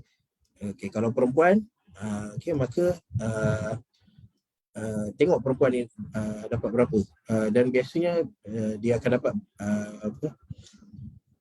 perempuan ni dia akan dapat adik-beradik perempuan, dia akan dapat dia ada ikhwah li dia ada ayat lain yang Allah Subhanahu Wa Taala sebut yang kita akan sampai nanti di penghujung surah An-Nisa ni. Okey, tapi tak sampai lagi lah, kita tak nak cerita, nanti takut saya tersalah pula sebut. Okey, sebab risau ni faraid ni benda yang berbahaya. Okey, kita nak bagi kiraan tu bagi kiraan yang betul. Okey, kalau semua lelaki senang, tapi kalau semua perempuan, maka nanti kita tengok apa yang Allah Subhanahu Wa Taala tuliskan pada kita. So yang ni faham okey, yang ni yang paling simple. Ini asas kepada faraid. Ada anak, ada ibu dan bapa, ada adik-beradik. Okey. Baik. Discard. Baik, ini ayat yang ke-11. Kita pergi pada ayat yang ke-12. Allah Subhanahu Wa Taala sebutkan pula pada ayat yang ke-12 ini adalah tentang suami dan isteri. Okey, tadi ibu dan ayah, anak dan adik-beradik. Okey. So ayat ke-12 ni pula adalah walakum nisfu ma taraka azwajukum in lam yakul lahunna walad. Baik, si A kahwin dengan si B. Si B mati. Maka si A layak untuk dapat setengah jika tidak ada anak. Tak ada anak, okay, tak ada anak, maka dapat 1/2. Tetapi fa in kana lahunna, anak ni anak maksudnya anak kepada si B. Okay, anak kepada si B. Sebab ada orang dia kahwin, B ni dah ada anak. Okay. Kadang-kadang dia kahwin anak dara. So anak ni anak bersama si A dan si B. Okay, maka dia akan dapat kalau si B ni tak ada anak, maka si A akan dapat, walaupun si A ni ada anak ramai si A ni, okay, tapi kerana dia bukan anak kepada si B, okay, maka si A ni layak untuk dapat setengah. Tapi kalau si B ni ada anak, okay, maka si A ni dia hanya akan dapat rubuk 1/4 sahaja. Okay, so itu bahagian lelaki.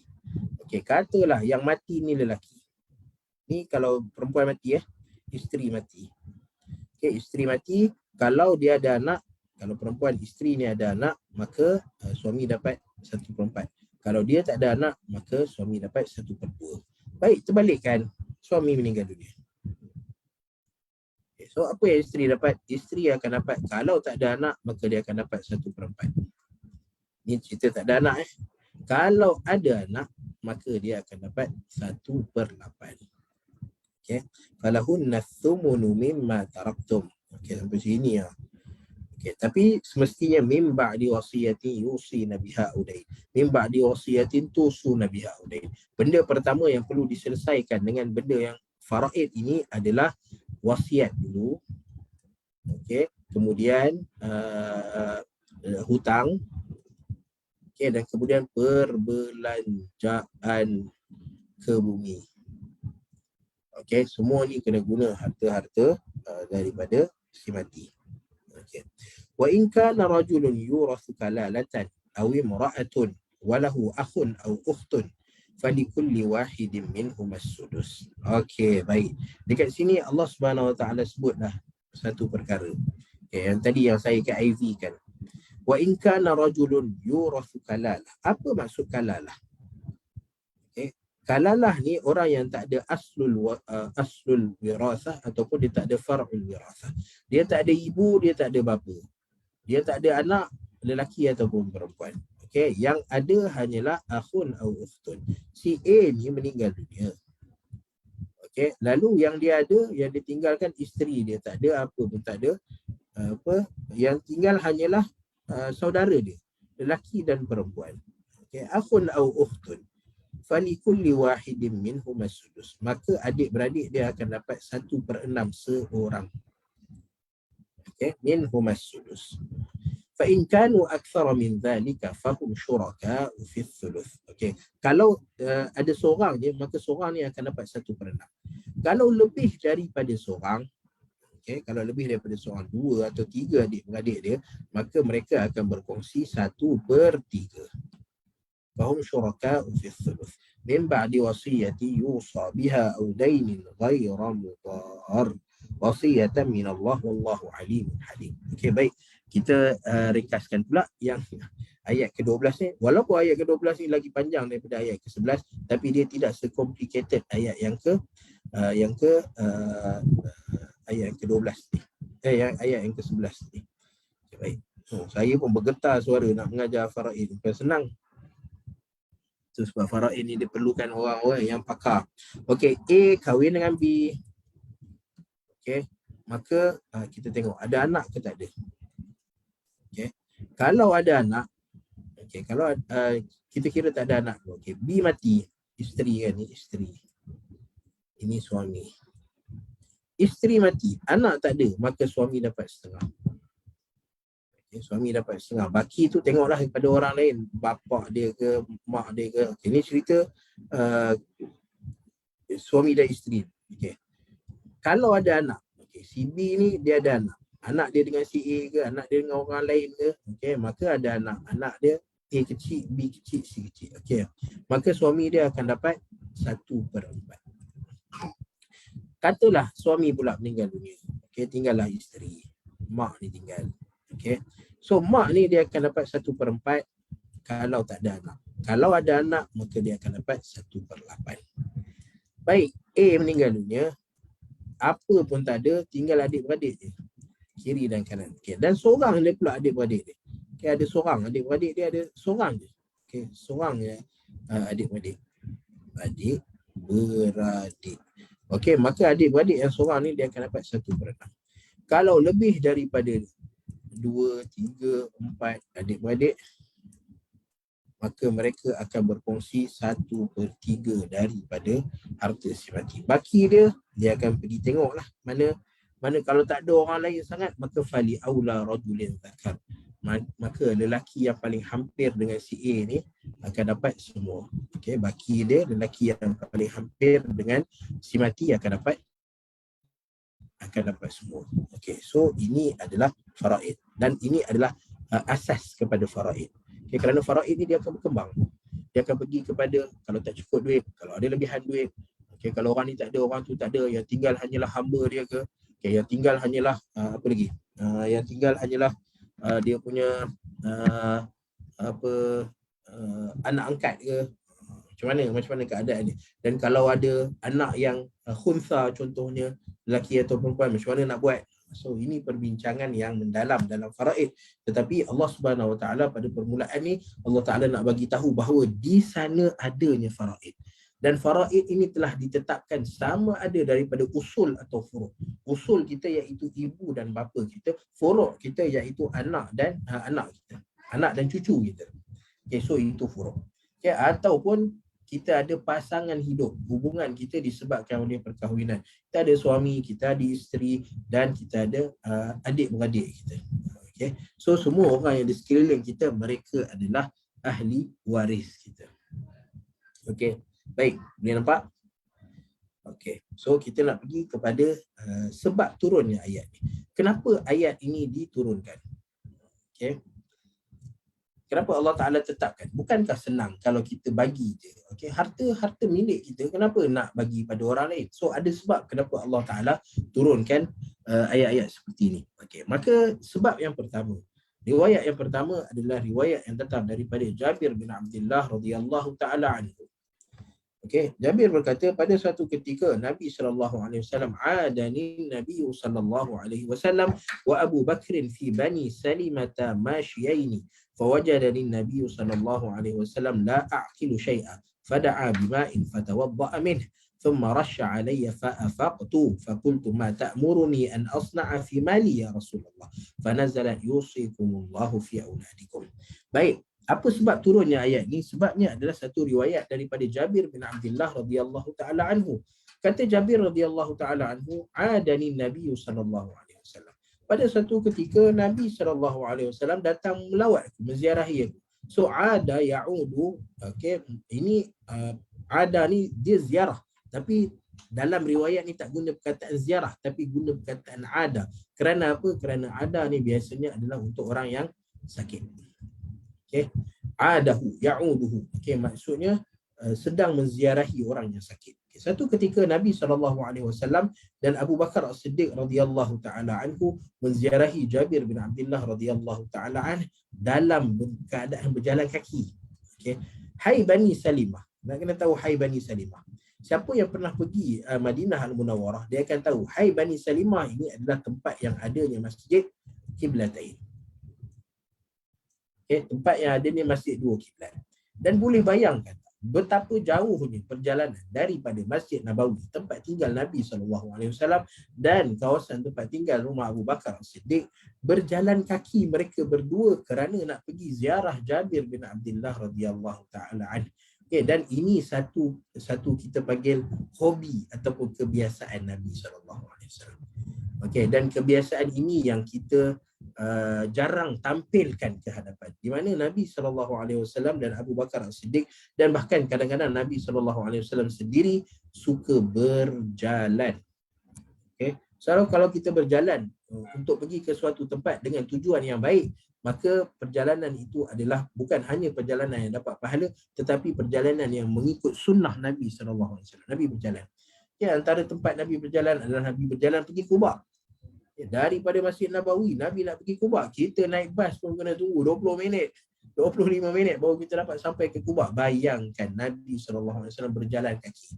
Ya, dan begitu juga ketika menziarahi sahabat-sahabat baginda, terutama yang sedang sakit, maka Nabi berjalan kaki, masyiain. Ya, dan kita perlu jadikan benda itu sebagai kebiasaan kita.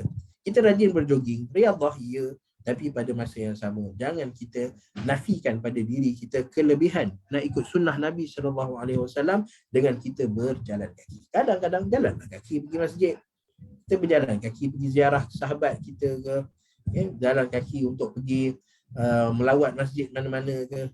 Okay, so jalan kaki, kerana berjalan itu sendiri dengan matlamat dan tujuan untuk melakukan kebaikan, maka ia adalah sunnah Nabi SAW dan ianya semakin dilupakan. Okay. Lalu Nabi SAW menemui Jabir bin Abdullah radhiyallahu taala anhu, la a'qilu syai'an. Okay. Nabi nampak Jabir ni la a'qilu syai'an, maksudnya Jabir ni dalam keadaan la aqil ni dia ada dua makna. Okay, maksud la aqil ni adalah tidak berakal. Tidak berakal ni dia boleh jadi sama ada seorang tu dia memang hilang akal dia. Okay, dengan hilang akal dia maksudnya dia jaga, dia sedar tapi dia tak boleh berfikir. Okay, dia tak boleh berfikir sama ada dengan kerana nyanyuk ke, Alzheimer ke, apa lagi. Benda-benda yang menyebabkan seseorang tu tak boleh nak menggunakan akal dia dengan penggunaan yang betul, dengan penggunaan yang baik. Okay, so itu maksud la aqil. Satu maksud dia. Satu lagi maksud la aqil adalah orang yang pengsan. Orang yang pengsan, orang yang tidur, orang ni tak berakal. Apa yang dia tahu, apa yang dia buat masa dia tidur. Okay, masa dia tidur, contoh dia tengah tidur, tiba-tiba dia pukul orang sebelah dia. Boleh tak kita kata dia ham buat salah kerana memukul orang? Okay, katalah dia tengah tidur, tiba-tiba dia terpegang gunting dia, masa dia tengah tidur. Lalu dia buktikan bahawa dia ni memang tidur, memang tak jaga dan tak sedar apa yang berlaku. Boleh tak kita pertanggungjawabkan dia dengan kecederaan yang dia lakukan semasa dia tidur? Okay, maka Nabi SAW menyebutkan bahawa di sana ada Nabi SAW sebut apa hadis Nabi SAW, rufi'a an ummati, innallaha tajawaza an ummati, bukan hadis dia ya Allah, rufi'an qalam an thalath. Susah nak jumpa hadis ni. Okay, diangkat pen, maksudnya kesalahan kita tidak akan ditulis ke dalam keadaan anin naim hatta yastayqiz, daripada seorang yang tidur sampai dia bangun daripada tidur. Kerana tidur tu menyebabkan seorang tu tak ada akal untuk berfikir. So tidur tu paling-paling kita masih lagi boleh kontrol diri kita untuk jaga, tak nak jaga. Okay? Tapi ada orang yang hilang akal dia dengan pingsan. Pingsan memang kita tak boleh nak kontrol. Bila awal-awal tidur tu kita dah ready, dah letak kepala apa, ngantuk, kita pun tidur. Tapi orang yang pingsan ni, dia tak tahu bila masa dia pingsan. Lalu dia lebih-lebih lagi lah dia tak boleh nak kontrol akal dia macam mana. Okay, so maksud dekat sini la aqilu syai'an, maksudnya adalah pingsan. Okay, pingsan. Sebab tu pingsan ni bila dikategorikan sebagai tidak berakal, kerana syarat untuk beribadah pada Allah Subhanahu Wa Taala mesti kena ada akal. Lalu kerana itu orang-orang yang pingsan, okay, semasa dia tengah berpuasa contohnya, lalu dia pingsan, maka puasanya gugur daripada dia. Cuma kalau dia jaga tu dia kena teruskan puasa lah. Okay, kerana hilang akal. Hilang akal maka tidak diwajibkan untuk berpuasa. Da'akilu syai'am. Maka kata Jabir, Nabi datang dalam keadaan aku ni pingsan. Fada'a bima. Lalu Nabi panggil, minta bu'mai air. Fatawadda'a min. Lalu Nabi berdoa, Nabi ambil wuduk dengan air tersebut. Thumma rasha alayya fa'afaqtu. Kemudian Nabi ambil air tersebut dan Nabi rush. Nabi rush ni apa yang kita rendam tangan, kemudian kita buat dengan jari kita. Renjis. Susah nak dapat kataan dia. Okey, renjis. Okay, Nabi renjiskan kepada alayya, ke atas aku. Maksudnya ke muka Jabir bin Abdullah fa'afaqtu. Kita tengok dekat sini. Nabi SAW tengok seorang yang ada masalah dari segi kesihatan dia. Sebab orang yang pingsan ni sama ada dia gula dia rendah, gula dia tinggi, dia darah tinggi, darah rendah. So ada benda-benda yang berlaku pada dia, okay, yang menyebabkan dehydration, okay, benda tak ada air, darah tinggi, darah rendah, okay, gula tak ada, gula terlebih. So menyebabkan seorang tu pingsan. Okay, lalu apabila pingsan, maka Nabi SAW merawat dia dengan air. So ini adalah ruqyah. Nabi SAW ruqyah dengan air. Okay. Tapi Nabi SAW berwuduk dulu. Sebelum meruqyahkan orang, maka Nabi SAW fatawadda'a min. Nabi berwuduk dulu dengan air tersebut. Supaya Nabi boleh merawat orang dalam keadaan baik, bersih, suci. Okay. So bila kita nak rawat orang, maksudnya kita nakkan kemudaratan tu, kita nak minta daripada Allah Subhanahu Wa Taala agar kemudaratan pada seseorang tu pergi. Lalu bila nak minta daripada Allah Subhanahu Wa Taala, cuba buat minta daripada Allah Taala dalam keadaan kita sedang beri penampilan yang terbaik pada Allah Taala. Okay, sebab tu Nabi SAW berwuduk. Okay, dan tapi malangnya kita kalau kita nak tengok orang yang nak ruqyah kita tengok pakaian dia pun, bau badan dia pun, keadaan tempat dia nak ruqyah pun tak berapa bersih, tak jaga kebersihan, tapi kita boleh lagi nak terima dia. Sedangkan akal manusia ni bila dia nak pergi pada sesuatu, dia nakkan kebaikan, dia akan pastikan bahawa benda tu, tempat tu adalah tempat yang sesuai, tempat yang baik, tempat yang okey. Okay, kalau kita nak contohlah nak ruqyah dengan ayat-ayat Al-Quran, maka kita pergi pada orang-orang yang kita nampak penampilan yang baik. Okay, ada penampilan tutup aurat, okay, bau dia bau yang wangi, hidup dia tiap-tiap hari kita tengok berzikir kepada Allah Ta'ala, membaca Al-Quran, okay, kata-kata yang keluar daripada kata-kata yang baik, baru kita pergi ruqyah dengan orang seperti ini. Tapi ini orang kita tak tahu kat mana nak masuk dalam hutan, lepas tu dia pun nak ruqyah, apa dia kata, okay, buat main ayam, buat main pulut kuning. Dan dengan keadaan rumah dia gelap, tak ada cahaya, macam mana kita nak pergi pada orang-orang seperti ini? Akal kita tak boleh nak terima. Okay, dan patutnya kita jumpa orang seperti ini, kita kata, oh sorry. Sebab Nabi SAW nak ruqyahkan orang pun, Nabi cuba dalam keadaan terkejut. Okay, Nabi tengok Jabir ni la'akilu syai'ah, dalam keadaan pingsan, tak boleh nak buat apa-apa. Maka fada'a bima, Nabi minta air, tapi Nabi berwuduk dulu supaya Nabi dalam keadaan bersih. Nak ruqyah ni bukannya kita yang merawat dia, kita usaha, tapi Allah Ta'ala yang menyembuhkan dia. Kita sedang minta daripada Allah Ta'ala agar Allah Ta'ala menyembuhkan dia dengan usaha kita.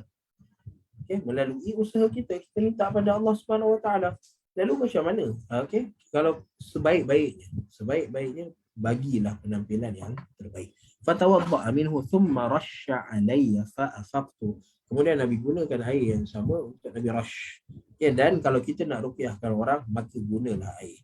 Daripada sihir, daripada ain, daripada apa-apa jenis penyakit sekalipun, maka gunakanlah air. Kerana ada satu hadis Nabi SAW ketika mana sahabat Nabi, seorang sahabat Nabi keluar bersama dengan sekumpulan para sahabat yang lain. Lalu mereka masuk ke satu kampung, di mana kampung tu ada anak kepada ketua kampung ni sakit. Tapi orang tak tahu dia sakit apa. Okay. Lalu sahabat Nabi ni pun offer lah kepada ketua kampung ni, biar tutup air. Biar saya cuba untuk merawat dia. Maka sahabat Nabi ni pun dia ambil air, lalu dia bacakan surah Al-Fatihah pada air tersebut. Lalu dengan izin Allah Subhanahu Wa Taala, maka jaga anak-anak kepada ketua kampung ni, jaga. Lalu ketua kampung ni punya happy, dia kata apa? Ambil lah 100 ekor kambing. Baiknya Arab. Sekali dia bagi anugerah ni, dia bagi balas jasa orang dengan 100 ekor kambing. Nah, ambil 100 ekor kambing. Ya, dan Nabi SAW bila dengar benda ni, Nabi SAW kata apa? Adribu li bisahmin. Nabi kata, aku ajar seolah-olah macam daripada 100 ekor kambing tu aku nak sikit, sebab mai kat aku sikit. Kata Nabi SAW. Maksudnya Nabi setuju dengan apa yang dia buat. Okay, so bila kita nak ruqyah orang, kita tak ruqyah dengan pistol ni ke, dengan limau ke, dengan keris berasap kemenyan ke, tak. Tapi kita ruqyah dengan air. Kita ruqyah dengan air, seperti mana Nabi SAW bila Nabi nak ruqyah Jabir bin Abdullah radhiyallahu taala anhu, maka gunakan air, dan air itu sebaik-baiknya dibacakan Al-Fatihah kepadanya. Okay? Dan ada kalau kita belajar contohnya pasal sihir, bila kita nak hilangkan sihir, maka gunakan air dan daun bidara, sidr. Ini tujuh helai daun sidr. Tapi semuanya adalah air oriented. Okay? Ubat-ubat ruqyah Nabi SAW, walaupun dengan ayat Al-Quran, dengan hadis Nabi SAW, dengan doa-doa, dengan zikir-zikir tertentu, tetapi masih menggunakan air. Okay? Maka gunakanlah air. Okay. Apabila Jabir terjaga, okay. So Jabir ni tengah sakit, lalu Jabir Nabi SAW datang dan Jabir terjaga. Lalu Jabir tanya pada Rasulullah SAW benda yang dia risaulah, dia takut dia meninggal dunia.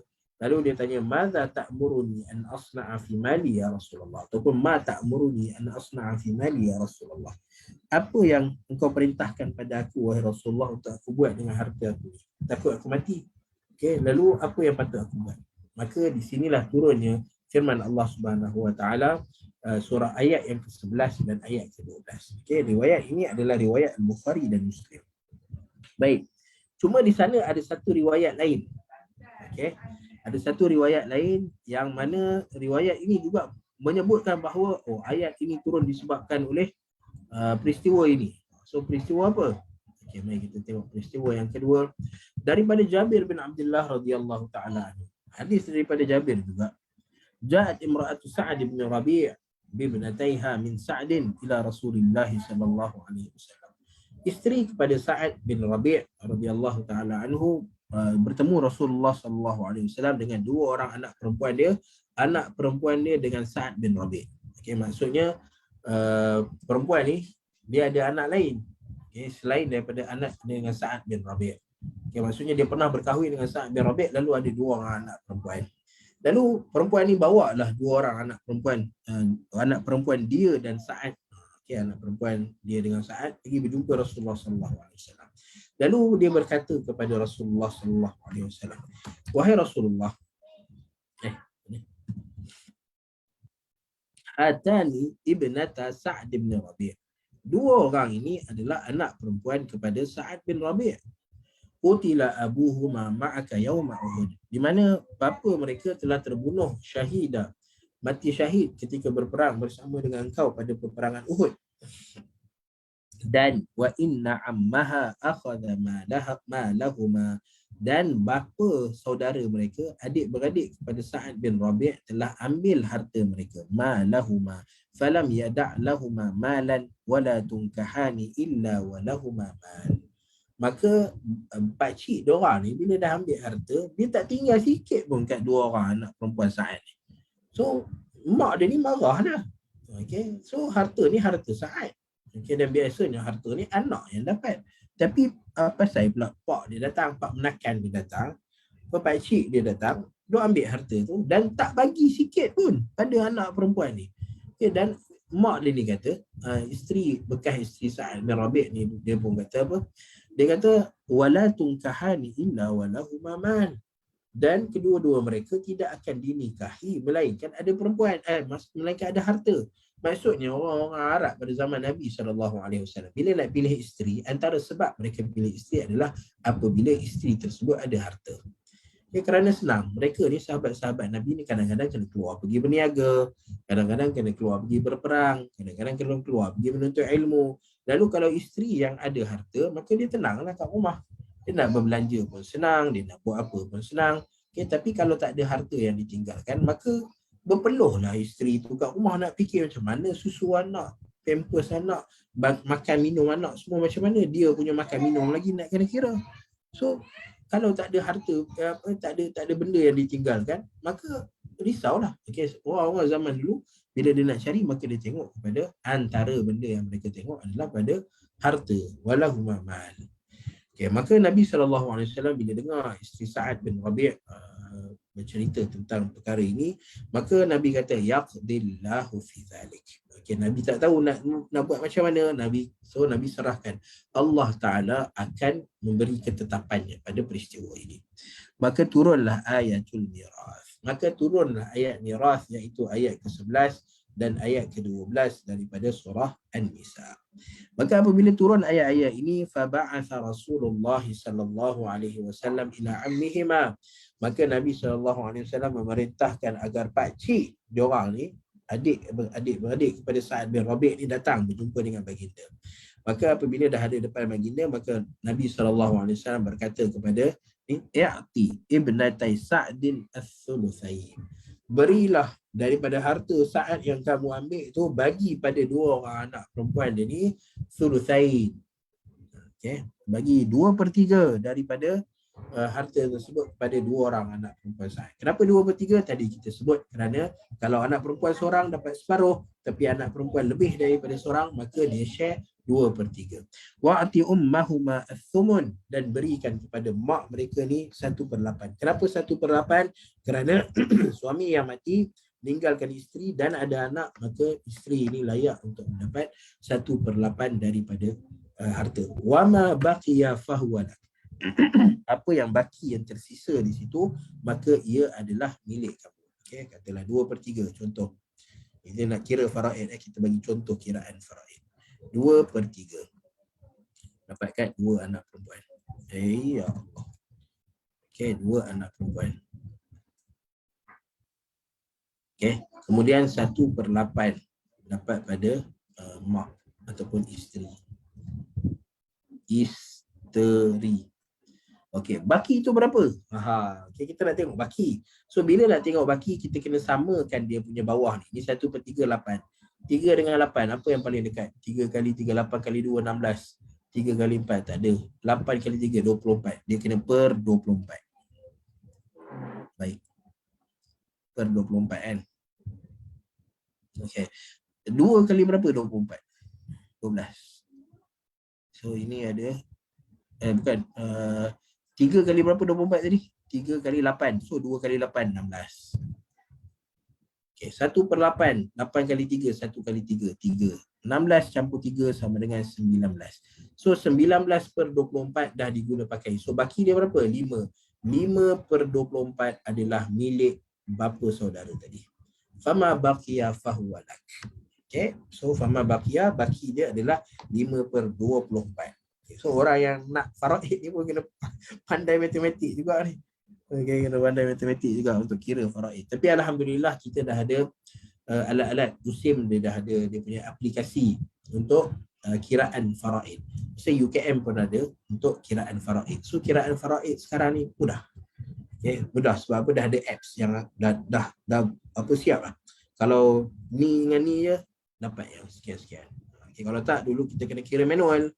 Okay, setiap kali belajar pun kena kita pun terkejut juga bila belajar dia kata, ingatkan sampai SPM dia ada matematik. Rupanya masuk faraid ni pun kena belajar matematik juga untuk kiraan harta. Okey, boleh. Okay. So 2/3 untuk anak perempuan, 1/8 untuk isteri, dan baki adalah fali aula rajulin zakar, lelaki yang paling hampir, dan lelaki paling hampir pada waktu itu adalah bapa saudara sebelah Sa'ad bin Rabi'. Okey. Maka kedua-dua riwayat ini adalah riwayat daripada Jabir bin Abdullah radhiyallahu taala anhu. Fanazalat ayat mirath. Lalu apa sebab dia sebenar yang menyebabkan benda ini terjadi? Maka kalau kita tengok kedua-dua riwayat ini adalah riwayat yang sahih, yang boleh diterima. Maka dan kedua-duanya pula diriwayatkan oleh orang yang sama, iaitu Jabir bin Abdullah radhiyallahu taala anhu. Maka kita kata tidak mustahil dua peristiwa ini telah berlaku. Okey, dua peristiwa berlaku di mana Nabi sedarkan Jabir bin Abdullah daripada pengsannya, dan dua anak perempuan Sa'ad bin Rabi' dan ibu mereka datang berjumpa dengan Nabi SAW.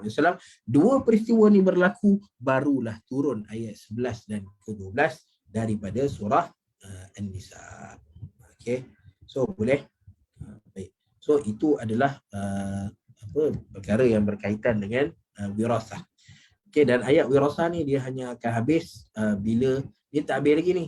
Dia punya asas dia akan habis dengan ayat terakhir daripada surah An-Nisa itu sendiri, yang akan kita tengok nanti bagaimana seseorang yang kalalah, seorang yang tidak ada anak, yang tidak ada ibu dan bapa, dan dia ada dia ada ibu dan bapa dan dia ada adik-beradik. So adik-beradik ni kalau lelaki macam mana, kalau perempuan ramai macam mana, Allah Ta'ala akan cerita dekat situ. Sebab apa? Ini faridah. So benda-benda faridah Allah Ta'ala dah tetapkan kepada kita bilangannya, berapa banyak yang dapat. Wallahu Ta'ala alam. Okay. 4.5 dah, Masya Allah. Okay. Baik, sebelum kita tutup perkongsian kita pada petang ini, kita buka siapa ada soalan untuk bertanya. Okay. Jangan suruh kira faraid pula. Assalamualaikum Ustaz. Waalaikumsalam warahmatullahi wabarakatuh. Ya. Saya Puan Norma. Ya, saya nak tanya, arwah mak saya dah meninggal lah. Ayah saya masih ada masa tu. Tapi atas persetujuan semua, saya ada 12 adik-beradik. 7 lelaki, 5 perempuan. Mak saya ditinggalkan sedikit kebun, barang kemas dan wang tunai lah. Lepas tu atas persetujuan semua, kami bahagi sama rata. Sah tak faraid tu? Okey. Baik, macam saya sebut tadi sebelum ni, kenapa dinamakan faraid? Okey, dinamakan faraid sebab Allah Ta'ala dah tentukan. Okey, dan kita tak boleh tukar. Benda yang Allah Ta'ala dah tentukan, kita tak boleh tukar kewajipan dia. Okay, so kalau dalam keadaan seperti itu, sepatutnya apa yang perlu berlaku, okay, adalah dibahagikan dulu. Okay, dibahagikan mengikut faraid.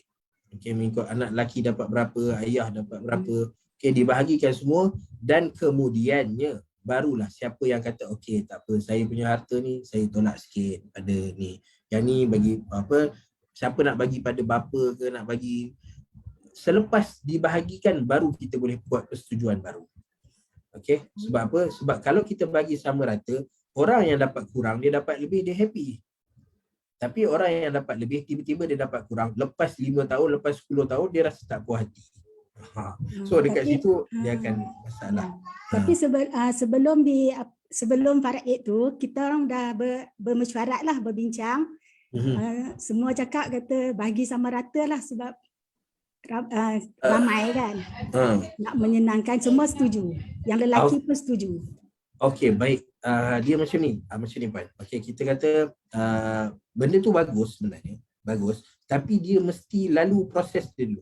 Okey, maksudnya pembahagian faraid dulu, kemudian barulah pakat sama-sama. Okey, dia macam ni, kalau saya kata riba kan, riba ni haram. Okey. Okay. Katalah si A dan si B, dia kata okey, tak apalah, saya setuju. Okey, saya setuju, saya pinjam ni, saya bayar 1% ataupun 2%. So adakah kita kata boleh kerana A dengan B, peminjam dengan pemiutang ni, dia bersetuju. Dua-dua kata okey, tak apa, saya redha untuk bayar 6% setiap tahun. Okay, 6% tu adalah riba. Okay, so kita kata riba tetap tak boleh walaupun A dengan B dia bersetuju. Nampak? Sebab Allah Ta'ala dah haramkan riba. Okay, faraid ini Allah Ta'ala dah tetapkan dia punya pembahagian dia. Lalu apa keadaan sekalipun kita kena bahagikan dulu, kemudiannya baru kita buat persetujuan baru. Okay, supaya tidak kemudian hari ada orang mendakwa bahawa dia telah dizalimi, dia tidak faham, dia tidak apa semua. Nampak dia punya konsep dia. Okay, tapi sebenarnya puan dah melangkah ke episod yang benda yang dah berlaku ni, maka kita cuba balikkan semula lah. Maksudnya kita pergi pada setiap orang ni, kita cerita kat dia, okey, sepatutnya harta faraid kamu banyak ni. Okey, tapi kamu dah kamu redha kan dia buat macam ni. Okay. So selepas dibahagikan, kalau mereka redha, setelah dibacakan, katalah contohlah macam puan sebut tadi, pun ada 12 orang adik-beradik kan, seorang ayah, 12 orang adik-beradik. Okey, lalu setiap anak ni sepatutnya dibacakan berapa dia dapat. Anak pertama dapat berapa, dua dapat berapa, tiga dapat berapa. Okey, setelah dibacakan tu baru kita katakan dia, okey, setuju tak kalau semua kita kembalikan balik harta ni dan kita bahagikan sama rata. Okey, setelah dibacakan nilai berapa banyak dia dapat, baru kita bagi kita punya cadangan kita. Okey, supaya orang ni tak rasa dia dizalimi, dia tak dapat keadilan. Okey, boleh puan? Jadi sekarang ni macam kami adik-beradik kena berbincang balik lah. Ya, sepatutnya kena berbincang balik. Okey, berbincang balik. Cuma perbincangan tu tak perlulah terlalu detail macam ni. Cuma readykan je dulu. Okey, sepatutnya anak dapat berapa. Okey, dan lepas dibentangkan tu dan kita telah bersetuju sebelum ni untuk bahagikan sama rata kan. So dikumpulkan balik semua harta tersebut dan dibahagikan sekali lagi. Yang tu tak ada masalah. InsyaAllah adik-beradik ni kalau setuju bagi sama rata tu, maksudnya hubungan tu ada lah tu. Kasih sayang tu ada. Sebab hubungan adik-beradik memanglah rapat. Sebab tu dia orang kata tak apalah sebab adik-beradik perempuan tak ramai. Dia bagi sama rata. Sekarang ni pula ayah pun dah meninggal. Kebetulan yang ayah dia meninggal, dia dah hebah dulu. Dia dah hebah dulu pada semua anak pun sama rata. Hebah tak apa, hebah memang kena sama rata. Satu lagi, ada harta ayah yang dia hebah tapi dia macam dia tukar kepada nama salah seorang adik lelaki saya. Yang tu dia macam seolah dia wasiat lah. Dia kata sekarang ni nama adik, tapi harta tu nanti dia suruh buat faraid lah. Jadi harta tu sekarang atas nama adik. Yang tu macam saya sebut tadi, untuk ahli waris dia tak boleh ada wasiat. Kalau ada wasiat, maka wasiat tu terbatal dengan sendirinya. So maksudnya masa ayah tukar nama tu dia atas dasar hibah. Kena tengok juga. Okey, kalau betul-betul hibah, maksudnya dia bagi terus pada anak lelaki tu, maka harta tu milik orang tu lah. Tapi kalau dia bagi sebagai pemegang amanah, maka yang tu lain. Ya, dia bagi sebagai pemegang amanah. Yang tu dia kena masuk faraid. Sekarang ni belum bahagilah yang pemegang amanah ni. Jadi kena buat faraid lah ya. Yang tu kena masuk faraid. Ya. Okey, terima kasih Ustaz. Assalamualaikum. Sama-sama. Waalaikumsalam warahmatullahi wabarakatuh. So ada soalan lain, tapi jangan tanya soalan macam tadi. Tadi soalan susah tu. Faraid ni sebenarnya susah sebab tu dia tak ramai orang yang mampu. Saya sendiri jujurnya saya kata saya tak ada kemahiran dan kepakaran dalam pengiraan faraid ini. Okey, sebab tu dia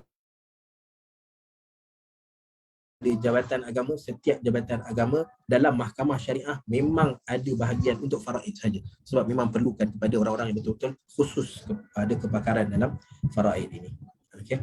Wallahu a'lam. Dah azan ni. Okey, siapa ada soalan mungkin boleh hantar soalan ke ruang Facebook. Ada soalan? Ya. Saya ada soalan dalam chat Ustaz. Saya dalam dah chat. Dalam chat. Chat Zoom chat. Okey. Baik. Saya telah membuat hibah melalui syarikat wasiah untuk memberi harta setelah saya meninggal dunia. Tetapi harta itu diberi mengikut bahagian nisbah yang sama, 1/3. Okey, baik. Macam kita sebut tadi. Okey, hibah ni dia tidak boleh efektif setelah meninggal dunia. Hibah ni mesti semasa kita hidup. Okey, hibah ni dia mesti semasa kita hidup. Selepas kita meninggal dunia, maka tidak ada lagi istilah hibah. Sebab tu sekarang ni kalau orang-orang yang kalau kita pergi pada takaful kan, dia tak sebut hibah tapi dia tambah dekat belakang tu hibah takaful. Nampak tak? So ada perbezaan. Sebab hibah ni masih hidup sahaja. Tapi hibah takaful ni harta takaful yang dapat setelah kematian lalu dihibahkan pada orang tertentu. Okey, yang tu tak apa. Yang tu hibah selepas mati. Okey, hibah takaful ni selepas mati. Sebab harta takaful ni hanya dapat selepas kematian. Okey, tapi hibah sahaja dia mesti ketika mana kita masih hidup lagi. Dia hibah, Ustaz, dia hibah tapi dia hibah yang belum efektif. Pasal saya kata adakah itu memang bukan hibah sebenarnya? Tak boleh. Dia hibah dia tak boleh syarat meninggal dunia. Oh, pasal kalau sekarang tu maknanya pemberian hibah tu pemberian sekarang. Saya tak nak buat dia efektif sekarang pasal iyalah kita faham. Maknanya tak efektif lah kiranya bila kalau saya dah meninggal hibah tu dah, walaupun kita dah buat perjanjian, kita dah buat macam undertaking, kita buat mesyuarat dan syarikat tu dan sudah setuju. So dia dah macam buat satu agreement dan efektif bila dah baru dia efektif. Yang ni yang jadi isu ni. Kebanyakan syarikat wasiah ni dia kena berhati-hati dalam perkara seperti ni. Sebab ramai yang sebab tu kalau awal-awal dulu ada isu tentang syarikat wasiah ni di mana mereka hibah yang efektif selepas mati. Tapi bila ada isu maka mereka tukar sekarang ni dengan menjadikan apa yang ada sekarang ni sebagai pemegang amanah, pemegang amanah kepada harta. Macam tu je lah yang paling senang sekali. Kita lantik pemegang amanah. Tapi untuk hibah ni dia efektif selepas mati maka tak boleh. Tak boleh. Hibah mesti ketika mana tengah hidup lagi. Pasal dia ada panel syariah. Sebab saya dah anggap yang benda tu dah look into the matter lah kan. Okey, macam ni. Satu perkara Puan. Okey. Kalau ada satu company yang dah ada rujukan, dia panel syariah ni pun dia tak boleh sebab ada company dia lantik panel syariah, dia main lantik je. Maksudnya siapa ada title ustaz, ada PhD, ada ni, dia lantik je. Okay, panel syariah, kalau kita nak tengok panel syariah ni, panel syariah yang ada kita panggil kelayakan. Okay, sebab setiap orang macam contoh accountant ni, bila kita nak ambil accountant, kita cari yang ada ACCA kan. Qualified lah. Qualified. Okay, ada qualification untuk jadi seorang accountant. Sama juga macam orang nak jadi panel syariah. Dia bukan setiap ustaz ambil, okay kami ada panel syariah, boleh diterima panel syariah. Tengok qualification dia. Okay. Kalau diorang ni memang layak, macam contoh panel syariah bank. Mereka ni semua bukan orang biasa-biasa kan, ada kelayakan yang kita boleh percaya. Okay, tapi kalau ada company-company yang kita pun ragu-ragu dengan ni, maka rujuklah kepada panel syariah yang hebat, dan antara panel syariah yang terbaik adalah Jabat Mufti lah. Jadi apa ciri-ciri untuk kita buat checklist sama ada dia punya hibah ni valid ke tak valid? Yang tu saya ingat Puan, sebab jawapan saya mungkin jawapan tak lengkap ataupun jawapan yang tergantung. Saya ingat Puan pergi rujuk dekat Jabatan Mufti Puan. Sebab dia orang memang ada satu bahagian untuk cerita tentang wasiat hibah faraid. Okey. Wilayah ya. Itu dapat bukan wilayah wilayah lagi cantik dia punya ni. Okey. Wallahu a'lam. Terima kasih Ustaz. Okay, sama-sama. Okey, baik. Sebelum dapat soalan yang lagi susah, so kita berhenti dulu takat ni. Okey. Apa yang baik tu daripada Allah Subhanahu Wa Taala, yang buruk tu daripada kelemahan diri saya sendiri. Maka sebelum kita berpisah pada petang ini, maka sekali lagi saya ingin berpesan supaya kita yang menghadiri majlis-majlis ilmu, terutama dalam Akademi Tadabbur ni, sebarkan kebaikan ni pada orang lain. Sebarkan melalui Facebook, Instagram, Twitter, sebarkan. Sebab kita nak berkongsi ilmu dan manfaat daripada program yang dianjurkan oleh Akademi Tadabbur ini. Dan pada masa yang sama saya juga menyeru kepada sesiapa yang ada lebihan-lebihan rezeki yang Allah Subhanahu Wa Taala beri pada mereka, boleh bantu akademi ini, kerana akademi ini memang berdiri sepenuhnya di atas sumbangan, di atas sangkaan baik orang-orang masyarakat di sekeliling. Okay. Jadi insyaAllah kita tangguhkan dulu kongsian kita pada petang ini dengan kafaratul majlis, tasbih kafarah. Subhanakallahumma wa bihamdika asyhadu an la ilaha illa anta astaghfiruka wa atubu ilaik. Wa sallallahu ala nabiyyina Muhammad wa ala alihi wa ashabihi ajma'in. Walhamdulillahi rabbil alamin.